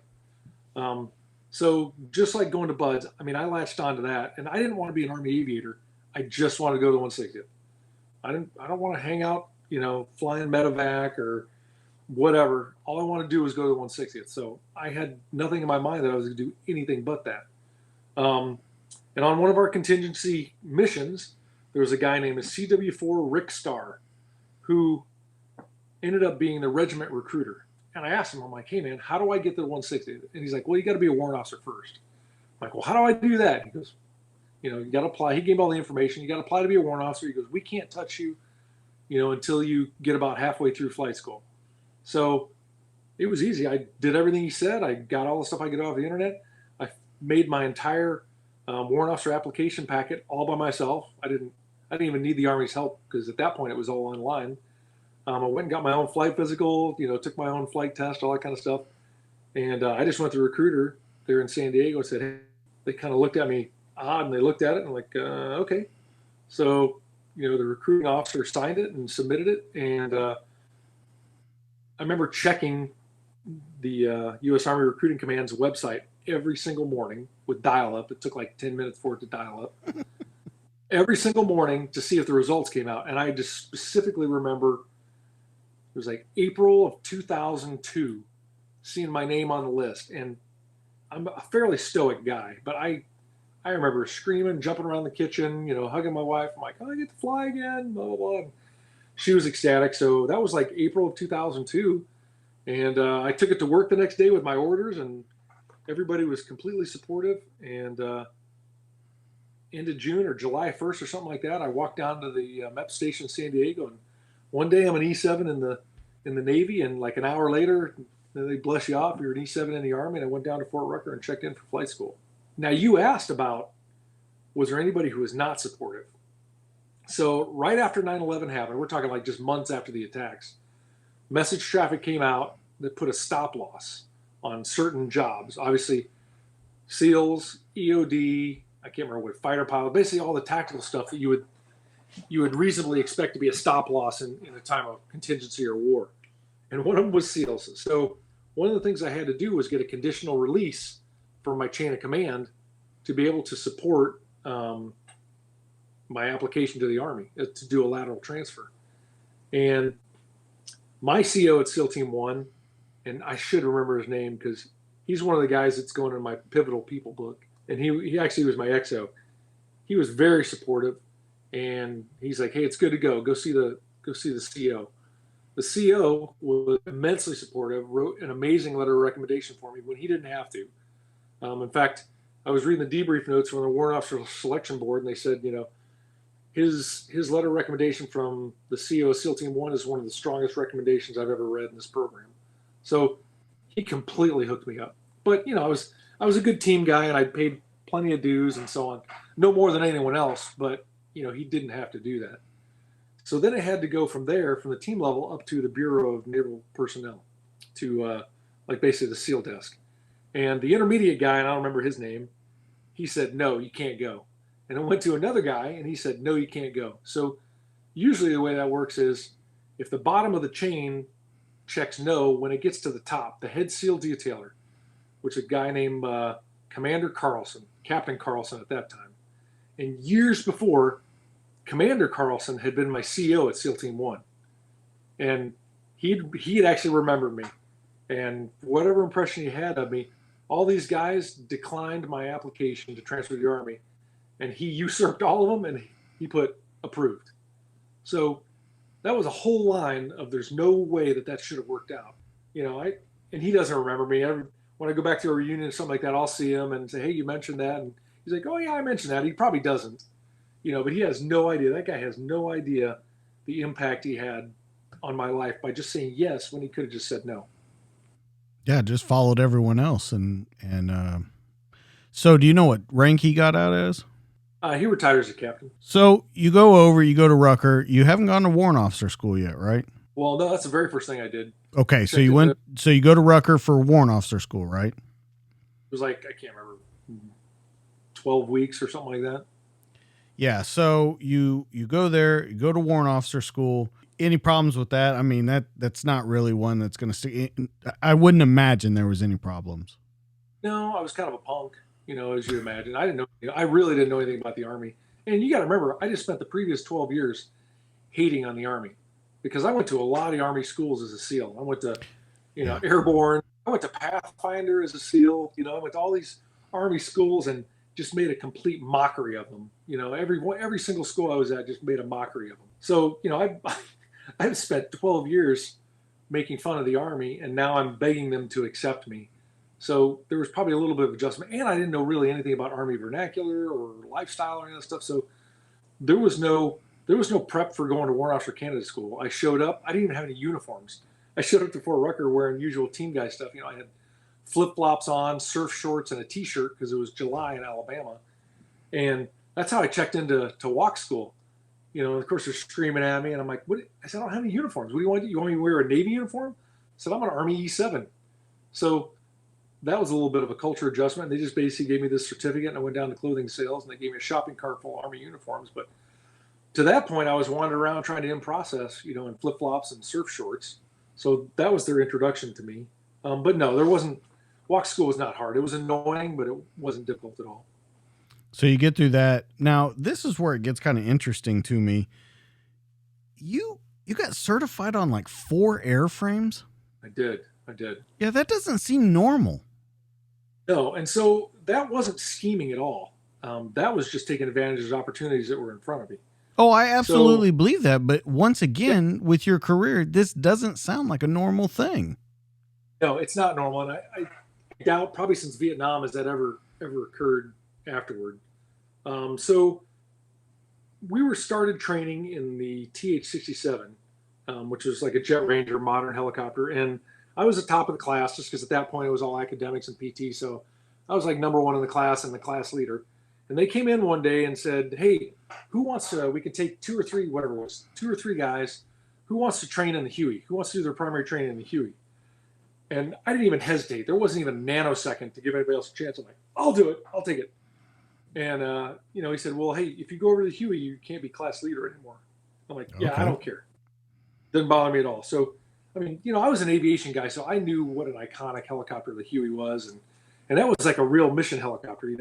The TH-67 was kind of a toy, it's a tiny little helicopter. And anyway, so I moved over to the Huey. So I had already started flying a little bit in the TH-67. I didn't get rated in it, but I mean, I flew it for 2 or 3 hours. So then I got put in the Huey, and I did primary and instruments in the Huey. And during this time, when I graduated from instruments, I wrote a letter to the 160th. Again, this is before the internet. It was the internet, but I didn't know what the 160th email was, so it was easier to do snail mail. So Rick Starr, some odd year beforehand, had given me his snail mail address at the regiment, and I had written him a letter and say, "Hey, I want to be a Nightstalker, blah blah blah," and he had told me, "Don't bother getting a hold of me until after instruments. Like, we can't do anything with you." So I had smoked instruments. I was number 1 in the class, and so I gave him a call and I said, "Hey, Mr. Starr, this is Warrant Officer Rutledge down at Fort Rucker." And there was a pause, like he couldn't remember who I was, and I guarantee he didn't. I said, "Hey, you remember I was a SEAL? I met you downrange, and you told me to give you a call." So I think he had disbelief. He probably just brushed me off. But holy cow, a year and some odd months later, I actually called him back. Because last time he talked to me, I was in the SEAL team. So now I'm down at Fort Rucker. Anyway, so he's like, "All right, I'm going to put you in touch with Captain Kern, who is the guy in charge of assessments at the time." So Captain Kern sends me this packet down. And again, I'm right in the middle of flight school. Didn't tell anybody at Rucker I was doing this. Didn't ask permission because I didn't know you had to. I didn't know you had to ask permission. So I fill out this whole. Well, okay, hold. Let's talk for a second. You really didn't know you had to ask for permission, or are we just saying that? Well, but nobody had done it. Nobody in flight school had applied to go to the 160th ever. Absolutely. So there wasn't a precedent. So it wasn't. The Army briefs everything. So I never got a brief that said you cannot apply. So it was never on their scope of things to consider from a student. So they sent me this packet, and I filled everything out. And I had told the story somewhere else, probably on that interview you saw for West Point. But one of the last thing you had to do was the battalion commander had to sign your application for the 160th. Now, this form was meant for active duty Army units, not Fort Rucker and a training command. Right. So, training command, you never see the battalion commander. You know, he was literally up in this 3-story building like Oz. You know, you would never see him. You maybe kind of catch a glimpse of him at a award ceremony or something, but it wasn't like he was hanging out with students because there was 1,000 of us. So I had this sheet that had to get signed, and I just walked up to his office with my 1-year-old son at the time, and I think I probably subconsciously brought him as like a bullet shield, because surely he's not going to bite my head off if I've got my little son with me, you know, wearing his little army T-shirt and whatever. So I walked into his office and explained, and he was irritated, and he's like, "Well, I'm not signing that. Nobody goes that." And I said, "Hey, sir, there's a letter here from Colonel Torrey, the regiment commander, asking for my battalion commander's signature."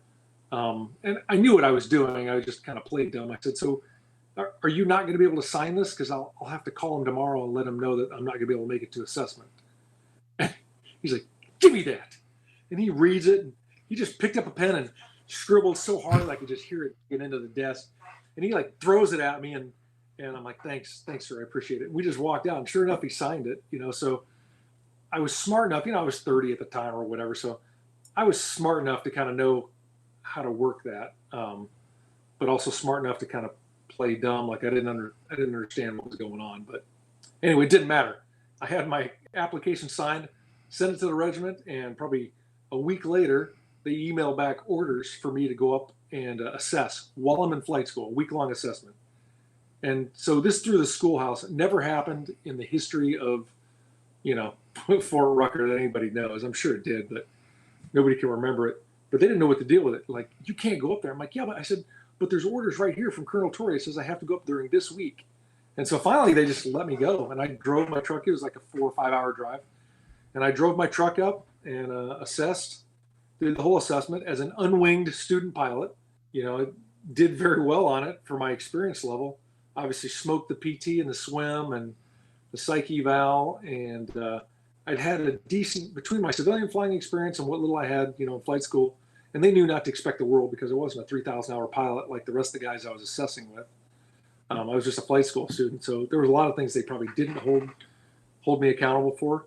But I passed the assessment, and, you know, it was hard, but it certainly wasn't undoable.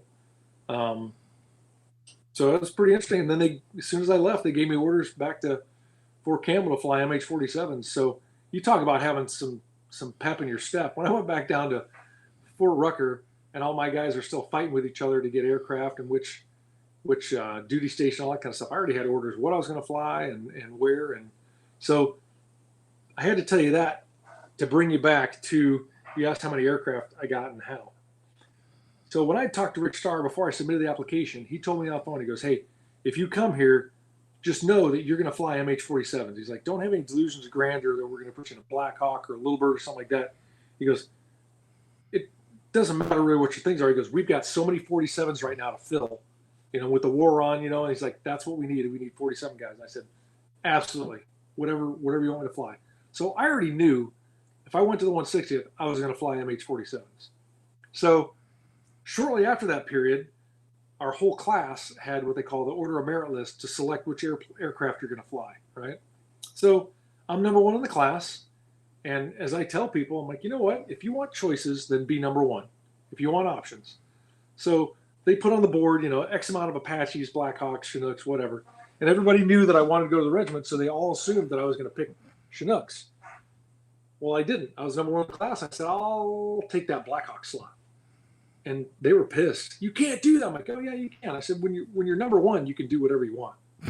And I think I said it pretty much just about like that. You know, I said, number one in the class, I think I can pick whatever I want. You know, and the class proctor, I said, am I missing something here? You know, because again, I was the oldest guy in the class. You know, I had some experience. I was an adult. I wasn't a 19-year-old. And he's like, nope, you can pick whatever you want.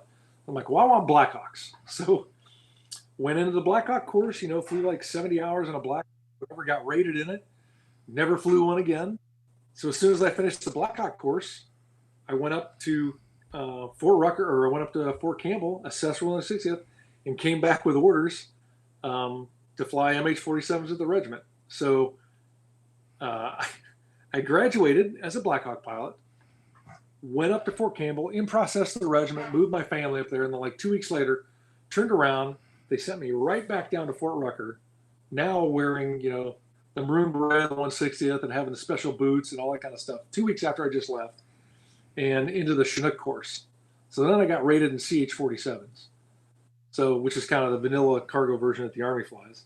And then I went back up to Fort Campbell and was waiting for Green Platoon, and I was helping out in the recruiting office. And at that time, they had MH-6Cs, which was the VTOL little birds that they use for proficiency flights and stuff. And they're like, hey, you're going to be here for like 6 months waiting for a class and so on. And I can't even remember the guy's name, but one of the company commanders like, hey, do you want to do a VTOL transition? I'm like, absolutely. It was only 3 weeks.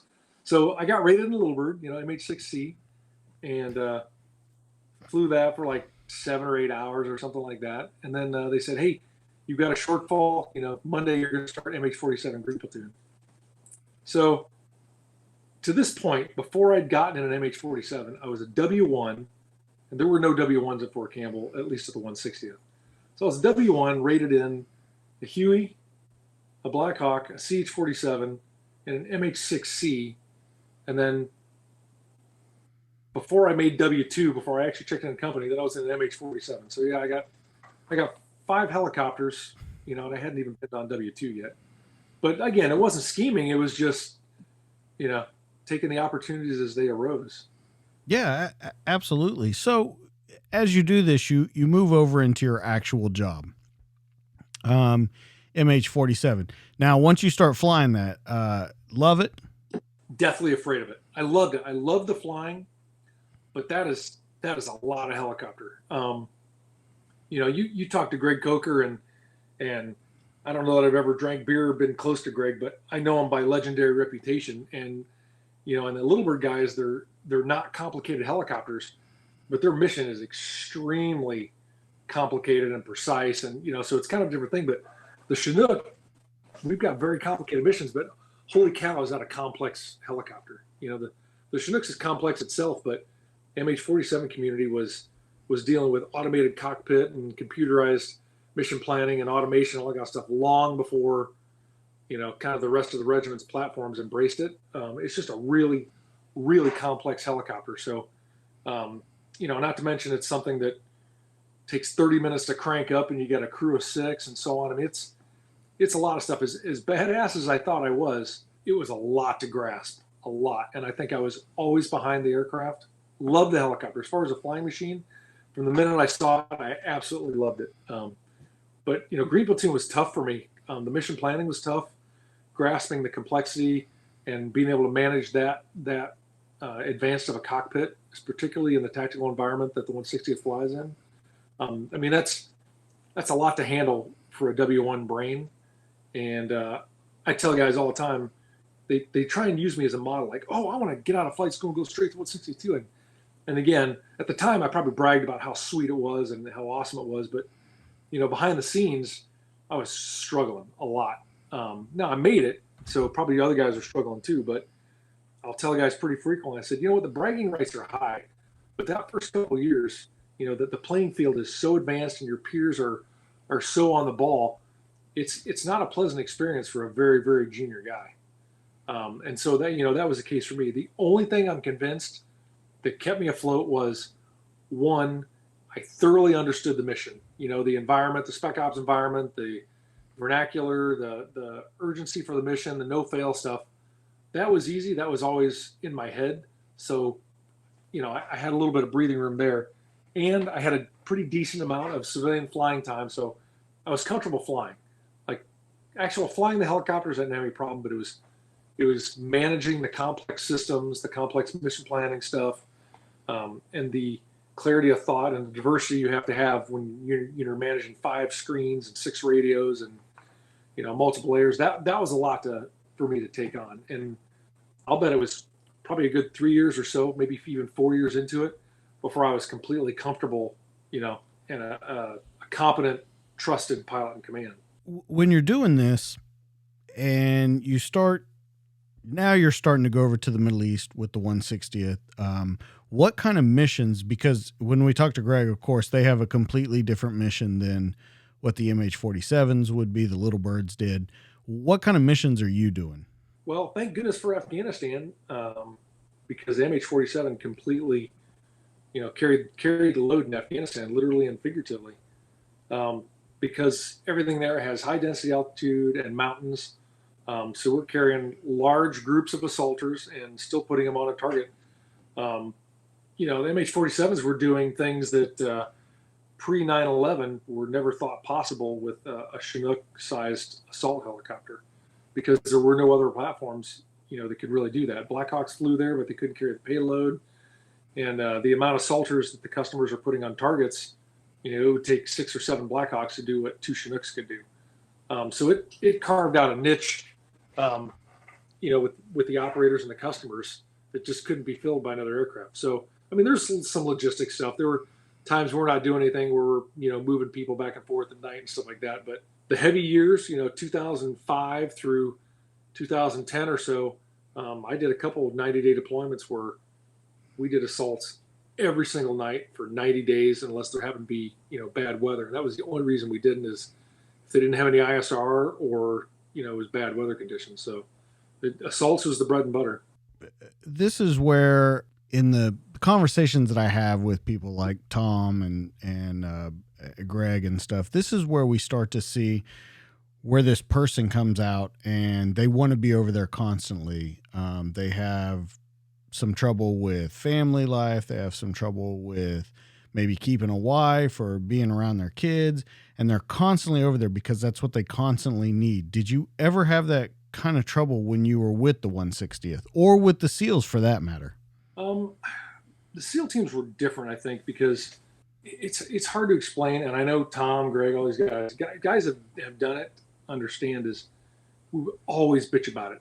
Every single trip, we would complain about it. Every single deployment, we would complain about it, but not enough to make you to not want to do it again. Being gone all the time sucked, and we would all complain about, oh, screw this job, we're going to quit, I'm tired of being gone, I'm going to do it with my family. And yet, every single time I got off the ramp of the C-17, in Bagram or where we were in Afghanistan or Iraq or something like that, it immediately felt familiar and home. And I would say, at some points when we were doing heavy duty deployments, probably a little more familiar than my own house did. And that's sad to say. And those are obstacles, now being retired and slowing down a little bit, that my wife and I are, after being together since we were 19, I just turned 50. Those are finally some things that we're starting to uncover that I really didn't think I had any issues with. But she's like, oh, yeah, you most certainly did. So there's definitely trauma in there. Even though we complained about it, it was an utterly familiar and probably even a welcomed environment. And there's adrenaline, whether we admit that we enjoyed it or not, or that's what was keeping us there. You hate it, you complain about it, you complain about the crappy conditions, the food, whatever, being gone. But on the other hand, every time, you get in the seat and hit the start switch, it's a complete rush. And I have not found anything in the civilian world that even comes close to it. And I doubt anybody else has either. And during all this, you said that your wife, if you don't mind talking about it, you said that your wife said you most certainly did these things. What are you finding out now, being away from it, that you did? Well, I don't, it was funny. Tom Satterley actually corrected me. He and I talked several months ago, and I laughed. I'm like, Tom, I said, I don't have PTSD. I'm like, trust me. I wasn't kicking doors like you were. There was some hairy stuff flying. I said, but I don't have PTSD. And he goes, hey, you're full of shit, actually. And he was very matter of fact about it. He's like, if you did what we have done, he goes, you do to some degree. And so I really didn't think, I never claimed on anything. I didn't, VA didn't diagnose it or whatever. But I realized, and talking to my wife about it a lot, and Tom and other guys that I trust, I never had any issues doing the job whatsoever. But when I came home, I had to do things that now I realize were therapeutic. Now, fortunately, they weren't self-destructive. It wasn't infidelity or drugs or going out with guys drinking every night or whatever. For me, believe it or not, it was airplanes. So, I bought my dad's World War II airplane. I had, I was always out at the hangar. I was flying air shows. I was flying air shows in a Cobra helicopter for a museum and a bunch of other stuff. So I found those outlets, and now we kind of realize that was my way. That was my very productive therapeutic way of dealing with the stress, trauma, whatever, of constant deployments and being on training trips and so on. But now we all realize that was at the expense of the family. And as we're sort of rediscovering ourselves now, I always tell my wife, because we've had some pretty rough patches, as has every couple that's gone through this. And, I'm like, I said, I just didn't even want to be around you all these years. And, kind of bickering back and forth. And she finally got me to understand that. She's like, you know why I was so bitter all the time? Because every time that you were home, I wanted a little bit of your time, and you were off doing something else to make you feel good. And so again, it wasn't destructive, but it was not putting time where we were supposed to be. It wasn't spending time with the kids, with her. And of course, that's a total, like, you can't win that one, because, I'm like, well, I don't want to be around you because you're nagging at me all the time. And she's like, well, I'm nagging at you because I want your time. And, it's that struggle that neither one of you is going to win. But you can't see it. You can't necessarily talk about it when you're in the moment. You can only figure that out when you've stepped away from it a little bit, and kind of have some perspective behind you. With your kids, did you see the same kind of thing? Did you notice the same kind of thing? Like with your wife, you talked about those things and you said, this was going on. Maybe we didn't know it at the time. Now that you look back on it, do you see it with your kids?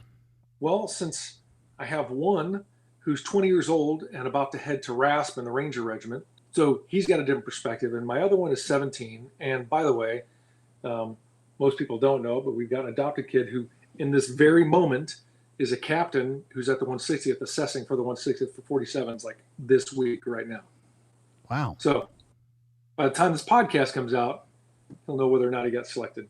Anyway, so the boys, they have never known anything different. My oldest, he grew up knowing nothing but SEALs and 160th guys and that lifestyle. He's never known anything different than dad being gone 7 or 8, 9 months out of the year, all the time. Never complained about it. They never acted up. They were sweet, well-adjusted, flexible, or resilient boys until, and I put this out to every other military person who thinks they're going to get away with their 30-year or 20-year career unscathed, until they got to be like sophomores in high school. And then you really start to see the damage that you've done, because prior to that point, they don't know what they don't know. But when they get to hit a little bit of manhood and adulthood, and they start pulling away to go hang out with their friends, which is what 15 and 16-year-olds should be doing. But that's precisely the time in my life where I finally had some time. We'd moved to West Point. We'd left the regiment, which is another story. But I finally had some time with my sons. And at that point, subconsciously or on purpose, they had both kind of said, you know what? You've been around for the last 12 or 13 years. Screw you. And that's painful when you realize that, because you can't ever get that back, ever. Amongst some of my soft brethren on a kind of a secret back forum that we gather on, the day before my son left for basic training in September 2021, and he'd already decided, hey, I want to go to the Ranger Regiment and so on. I was proud of him. I've been so busy, even post-retirement, trying to make business work and all that and be adjusted. And he pulled away and was kind of despondent, and rightfully so. But when he was little, I would come back from work trips, 3 in the morning, 4 in the morning, whatever. Or before I was leaving at 3 and 4 in the morning to go on deployment, I would always go into his room, and I would curl up and pet his head and kiss him on the head before I left. And so the night before he left to go to basic the next day, I went to his room and I did the same thing. I kind of curled up with him, which is funny because the kid's like 6'2", 190 pounds. So, but the same thing, I curled up and I'm kind of petting him, and kissing his head. And at that moment, I'm like, what in the hell have I done? That's kind of and I wrote all this to kind of my peers, and they're like, yep, we've all been there. Because at that particular moment, you realize I'm never going to get that back. All those times that little kid said, hey, Dad, you want to play trucks with me? Or all those times I should have taught him something or whatever. I'm like, I was not there, and I could have. and that you have completely screwed it up. That's also when you realize all your team guy buddies are cool, all your Nightstalkers are brothers, all that kind of stuff. But you're never going to get that back. So if anybody ever heeds anything from this podcast, I'd say remember that. You don't get that back. And throughout my career, I had all kinds of senior warrant officers, battalion commanders. You do your annual counseling. And they'd like, well, how's it going? I'm like, well, I really need a break. I need to get out. I'm thinking about retiring. And to a man, they would always say, well, hey, you know what? Just give them another couple of years. Kids are resilient. I remember one senior warrant officer saying, kids are really resilient. They're like rubber balls, man. They'll bounce right back. It'll be just fine. Just stick through it. Give another couple of years, and there'll be light at the end of the tunnel.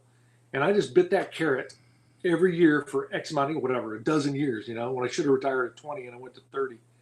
And at that moment, when I'm sitting there petting my kid's head at 3 a.m. before he goes off to be a man, never to come home again, as my kid, I'm like, you know what? If I could find any of those guys, I would punch every one of those dudes in the throat because they straight up lied to me. And that's just kind of a raw dad moment. But you don't get that stuff back. So that is my biggest regret. I would give up any medal, all the shiny stuff, whatever, to go back and play trucks with my kid. When he said, hey, Dad, can you play with me? And the answer was always, well, hey, Josh, I'm busy, but when Dad has time, I'll come back and play with you. And I completely screwed that up. So that's the trauma that they will have. And as a matter of fact, Josh himself he's in infantry school right now down at Fort Benning. And I had a phone call with him last night. And I think we're going to be okay because he's talking about stomping through the mud, carrying an M240. And he's like, Dad, he goes, I was looking down at my hands last night. He's like, and they're all cut up and bruised and calloused. And because he's got, I bought him a watch like I wear. And he goes, and I looked at that watch. He goes, and I saw your hands. And he goes, that struck me that my hands look just like your hands. And now I understand how they got that way. So maybe our common point of getting all that back is we'll speak the language now and he kind of understands.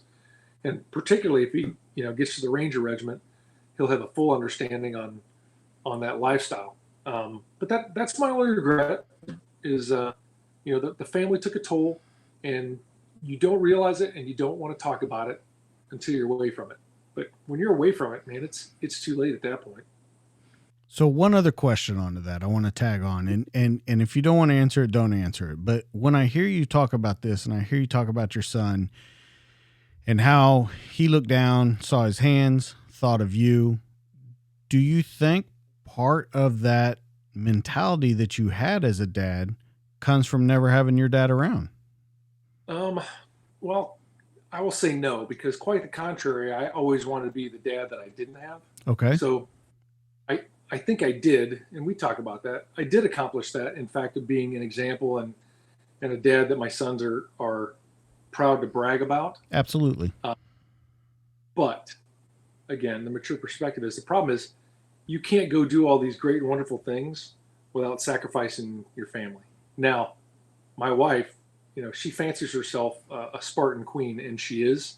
And if you ever read any of Stephen Pressfield's work, most importantly, his book Warrior Ethos, which sounds like big chest beating, but it's really not. It's actually very explanatory of the emotion and the mental state that operators and their families go through.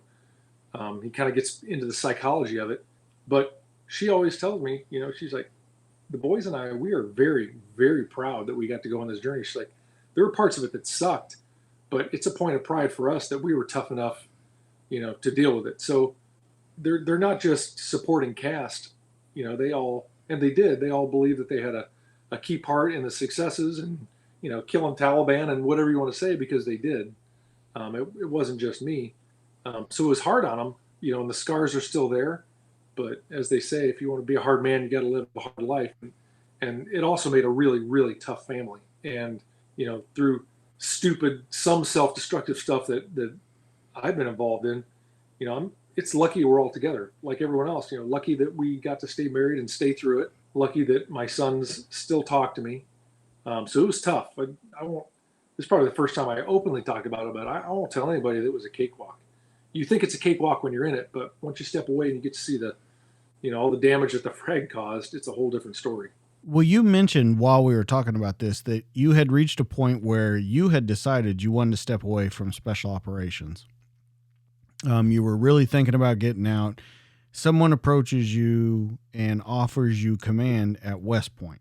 Now, once again, this doesn't sound like a normal career to go over to West Point after being with special operations and everything. So first off, what was it that made you go, it's time to step away? Before West Point's even offered, what was the thing that said it's time to step away? I couldn't see an end in sight. I couldn't see an end in sight in the war. I couldn't see an end in sight in deployments. And let's be straight, the 160th and the mission that unit does, and there's other missions like them or other units like it. It doesn't matter if you're at war or at peace. Tier 1 special operations units are going to be busy. It's just the way the lifestyle is. I didn't see an end to it. I was at like 25 years or 26 years or something like that at that point. I did kind of consider myself at the top of the game there. And I'm like, all right, well, I don't want to PCS. I don't want to move somewhere else necessarily. We had a farm in Washington State. We were kind of dug in. We'd lived there for 10, 11 years. But we owned this beautiful farm on a river, and we'd lived there for 6 years, and I never even fished in my own river, if that tells you anything. I never got to fish in my own river. So we were going to retire. We were going to get out, and I was going to go be a crop duster, which is what I ended up doing anyway. So I had set the stage for that. And, I love the military. Never, ever do I have anything against the military. I miss it to this day. If I could do it without deploying, I would probably turn around and put a uniform back on tomorrow and just be a W-4 for the rest of my life. Absolutely love the culture, even in the given political environment. But it was just too much. I was actually physically and emotionally tired. I wasn't working out anymore. I was just demotivated. Probably being in Western Washington where it's rainy and cloudy all the time wasn't the best either. But it was just kind of a bad. I just definitely consider that one of the low points of my career. And we were just going to retire. And a guy named Al Mack, who is a legendary 160th flight lead, MH-47 flight lead. He's the guy who was flying the Chinook that took an RPG and Neil Roberts fell out of in Afghanistan in 2001. I mean, he's a legendary guy. He also trained me in Green Platoon. And anyway, he was the commander of the Executive Flight Detachment at West Point. And he called me up, and he and I had always gotten along. And he called me up and said, "Hey, I'm looking for my replacement. Would you be interested in coming to command at West Point for 3 years?" And I was so fed up. I would say it was probably a little bit of a sporadic, or impulsive decision. But I loved the military. I wanted to stay in, but I couldn't stay at the regiment at that point. Like I just emotionally had enough. He's like, "Hey, you want to come command for 3 years? Home every night, all that kind of stuff." And so I called my wife up in like 15 minutes. I'm like, "Do you want to do it?" And she's like, "Yeah, let's do it." Now I fed her all the good stuff and none of the bad, like you will when you're trying to convince somebody. But she said, "Yeah, let's do it." So, through a series of events and stuff like that, I got approved. I got a by name request from the 3-star general at West Point. And we moved there in, say, like April or so of 2016 to do a 3-year command tour there. Again, once in a lifetime thing that would probably never ever happen again. So here's my only question about that. Your whole career, and I mean your whole career, we're 27 years into your career now. You have constantly done what you wanted to do, gone your own path, made whatever you wanted to happen. But you mentioned it before that people kept telling you, just stick around. And you kept sticking around. And then you decide that it's time to get out. You're physically tired. Someone offers you to come to West Point and you go there. I guess I'm trying to understand the mentality of you knew it was time to go. You've always done what you wanted to do. Why go on and go to West Point? Why not just step away? Well, one, I wanted to stay in the military. I really wanted to stay but I knew I wasn't going to be able to do it. I knew I wasn't going to survive long enough to stay at the 160th. Right. Nothing wrong with the way they do business. After being there for 13 years, nonstop deployments, actually almost 14 years, nonstop deployments, you can only take so much. Absolutely.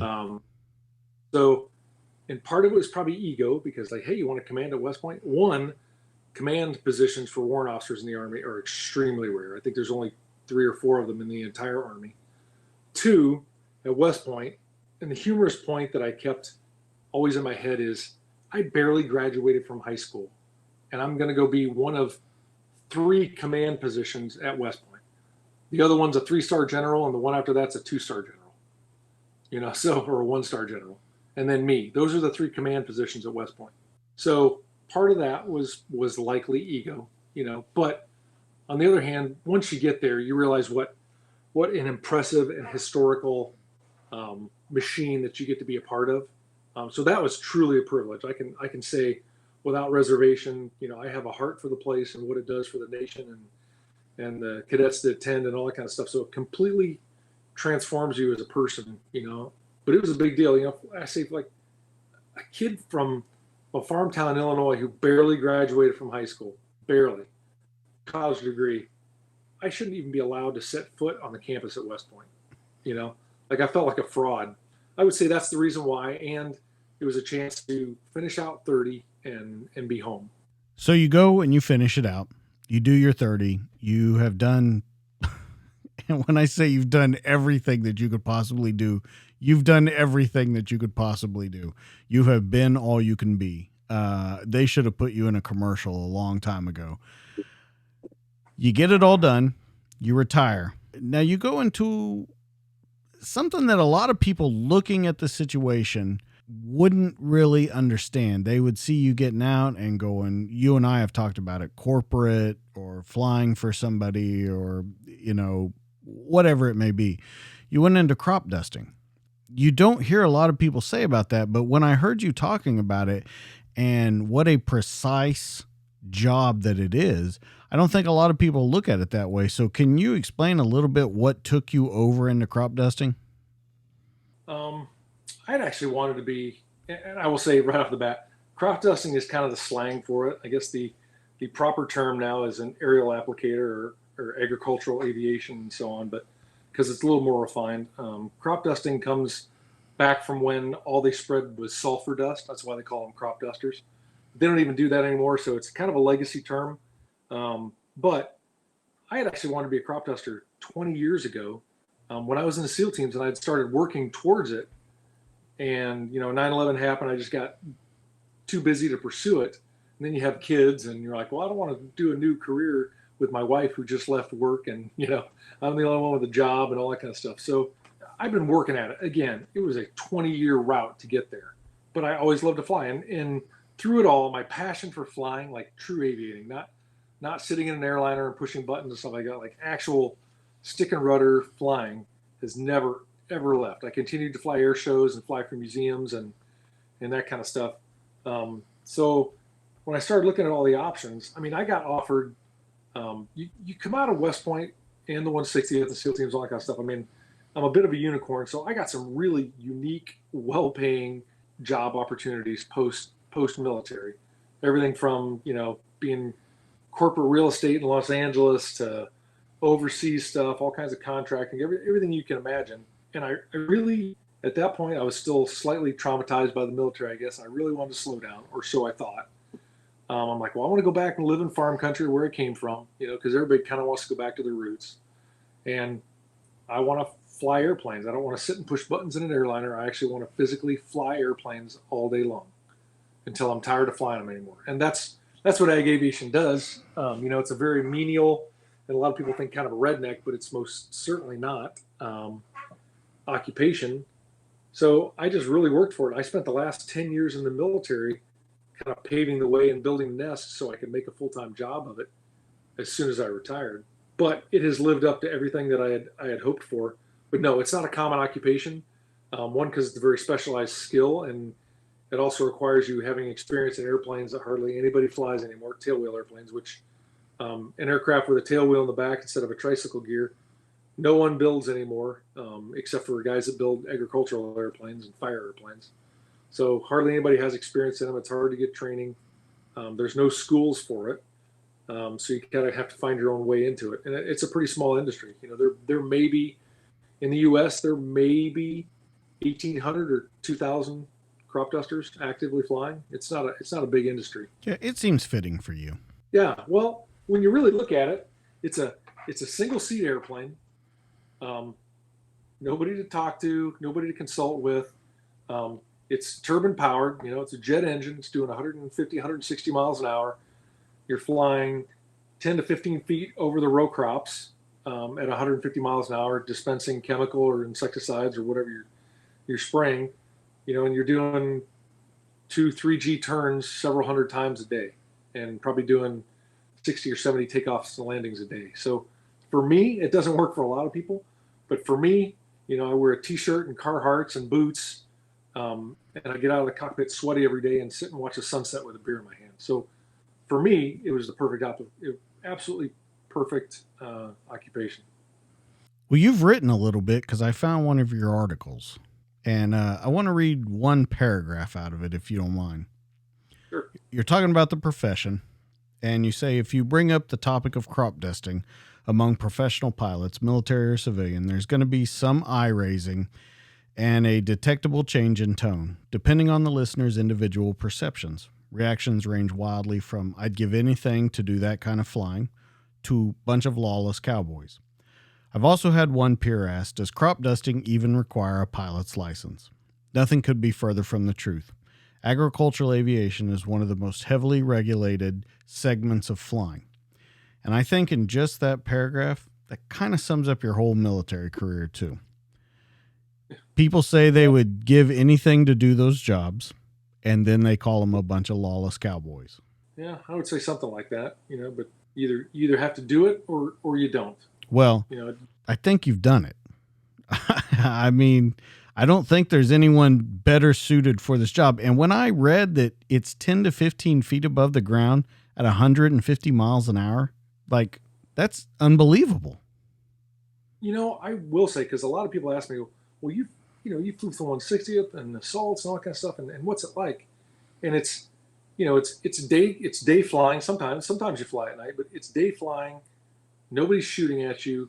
You're not managing all kinds of computers, but it is physically some of the most demanding flying, that I've ever done. Aerobatic pilots, they'll go up and they'll do a routine, but it's only for 12, 13 minutes at a time. You get in that cockpit because it's your livelihood. You take off as soon as the sun comes up at 5 in the morning, and you'll land at 9:30, quarter to 10 at night, nonstop. So you're pulling 3-4 Gs every single, probably 2 to 3 Gs every single turn, 100 times a day, all day long, nonstop. It is a physical haul, to do that day in and day out throughout the season. But again, it's very rewarding. I really, really needed this job because whatever I was dealing with post-military, I needed to fly by myself. I was tired of doing things by committee. And at the end of each day, we've got a grass strip here. So at the end of each day, as the sun's going down, I shut the airplane down. I'd sit on the wing and I would just sit there and, each night and look at the sunset quietly and listen to horses and cows and whatever. And it sounds, kind of overly poetic, but at the time, that's exactly what I needed and in the quantity that I needed it in. Can we talk about a couple of your other things just to kind of wrap this up? Because I want to show that you haven't just gotten out and gone into that, but you've stayed very busy. Can we talk about Thrush Aircraft for a while? Yes. So there's two companies that build brand new agricultural aircraft and fire aircraft. One is Air Tractor Company based in Olney, Texas, and the other is Thrush Aircraft based in Albany, Georgia. And I had done a lot of work. I also am a carded air tanker fire pilot for another company. I kind of on a part-time basis. And I've got the ag experience and, of course, the military stuff. So the CEO of Thrush Aircraft called me in March of 2020 and said, hey, would you be interested in interviewing for the job to be the vice president of Thrush? And it was actually a good fit. But we had just bought our ag operation here in Indiana, at the cost of basically all of our savings. And I just put my kid in high school here. We just bought a house. So it was just bad timing. So I regretfully declined the offer. And then he came back about 3 weeks later and said, well, hey, what about this? What if we make some modifications? You stay where you are and you commute, with the duties that we need to have you do. So normally I would say that probably wasn't going to work, except for the fact that COVID hit, and then everybody went remote. So for better or worse, it was a concept that kind of proved itself. So right now I am the director of North American sales for Thrush Aircraft, and we've got 4 dealers in North America, and they don't necessarily work for me, but I kind of oversee their sales stuff and help them out with product support and kind of doing face-to-face with the customers. And our deal that we made, the CEO of Thrush, myself, a very, very cool guy named Mark McDonald, was that during the season when I spray, so basically the end of May through Labor Day, they kind of leave me alone. I don't have to commute and do work trips and stuff like that. And they sort of leave me alone, let me do my thing for those 4-month period. And then I kind of ramp back up after the season and work with them all winter long. And it works very well. I needed a little bit of corporate refinement. I really wasn't ready to let the institution go away. And I've got I call them side hustles, but I also fly a privately owned corporate airplane, a King Air 250 for an owner here in Indiana, back and forth. So, I got my hands in a bunch of little stuff, but all of them revolve around flying. And my goal, as I get a little more advanced, I call them friction points, is perhaps when I get a little more settled, is to start cutting away some of these side hustles, and find out really what's important. So ag and fire will always be there. Some of the other stuff may go by the wayside the older I get, but that's where we're at right now. Rutledge Airborne Applications? Yep.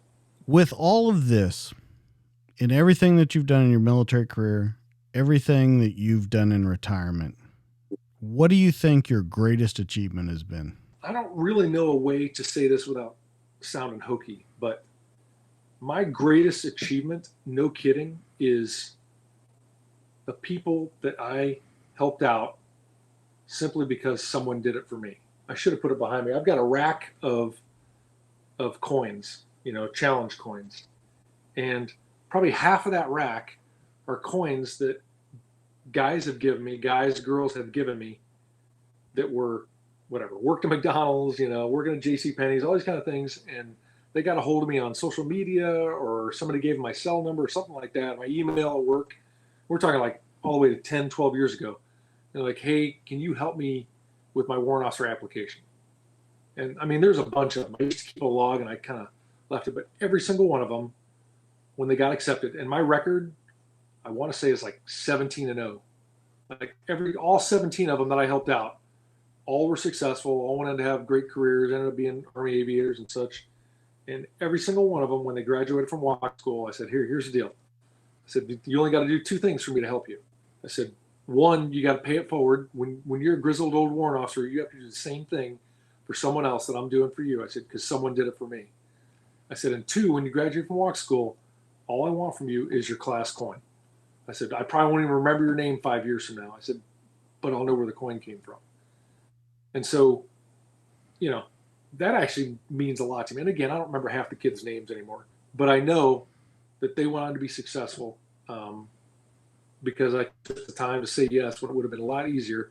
And I definitely didn't have the bandwidth, because I know I was busy, to be spending time with somebody, teaching them how to write our letter of recommendation, or telling them what to study, or spending time in a coffee shop with them, in Western Washington, telling them about what it's like to be a warrant officer. I get nothing from it. I didn't get any grades or awards or anything for it. So those actually mean a lot.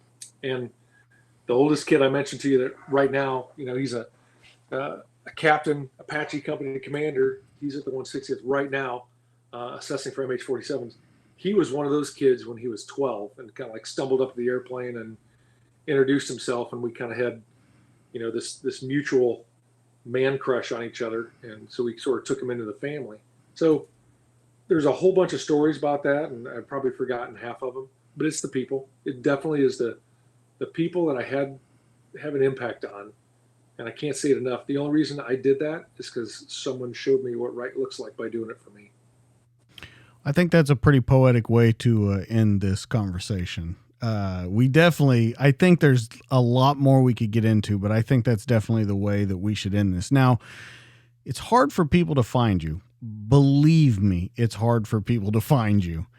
I had to do a lot of research to find you. Is there anywhere that people can find you that you will always kind of be around? Just you'll see a message or anything. Is there anything like that? I don't think there is, but I want to give that opportunity. There's really not. I may re-engage social media at some point, but not at the moment. Well, I think that's going to be about it. Now, you can find us a lot of places. So if you want some more of these conversations, you can find us on Facebook at the DTD Podcast Group. You can find us on YouTube, and you can find us on Twitter at DoublespeakDJ. I think that's going to be it for this week, guys. That's Michael. It's quite a career. Thank you for everything you've done for this country. You have an amazing story, and I appreciate so much you taking the time to come by and talk to us.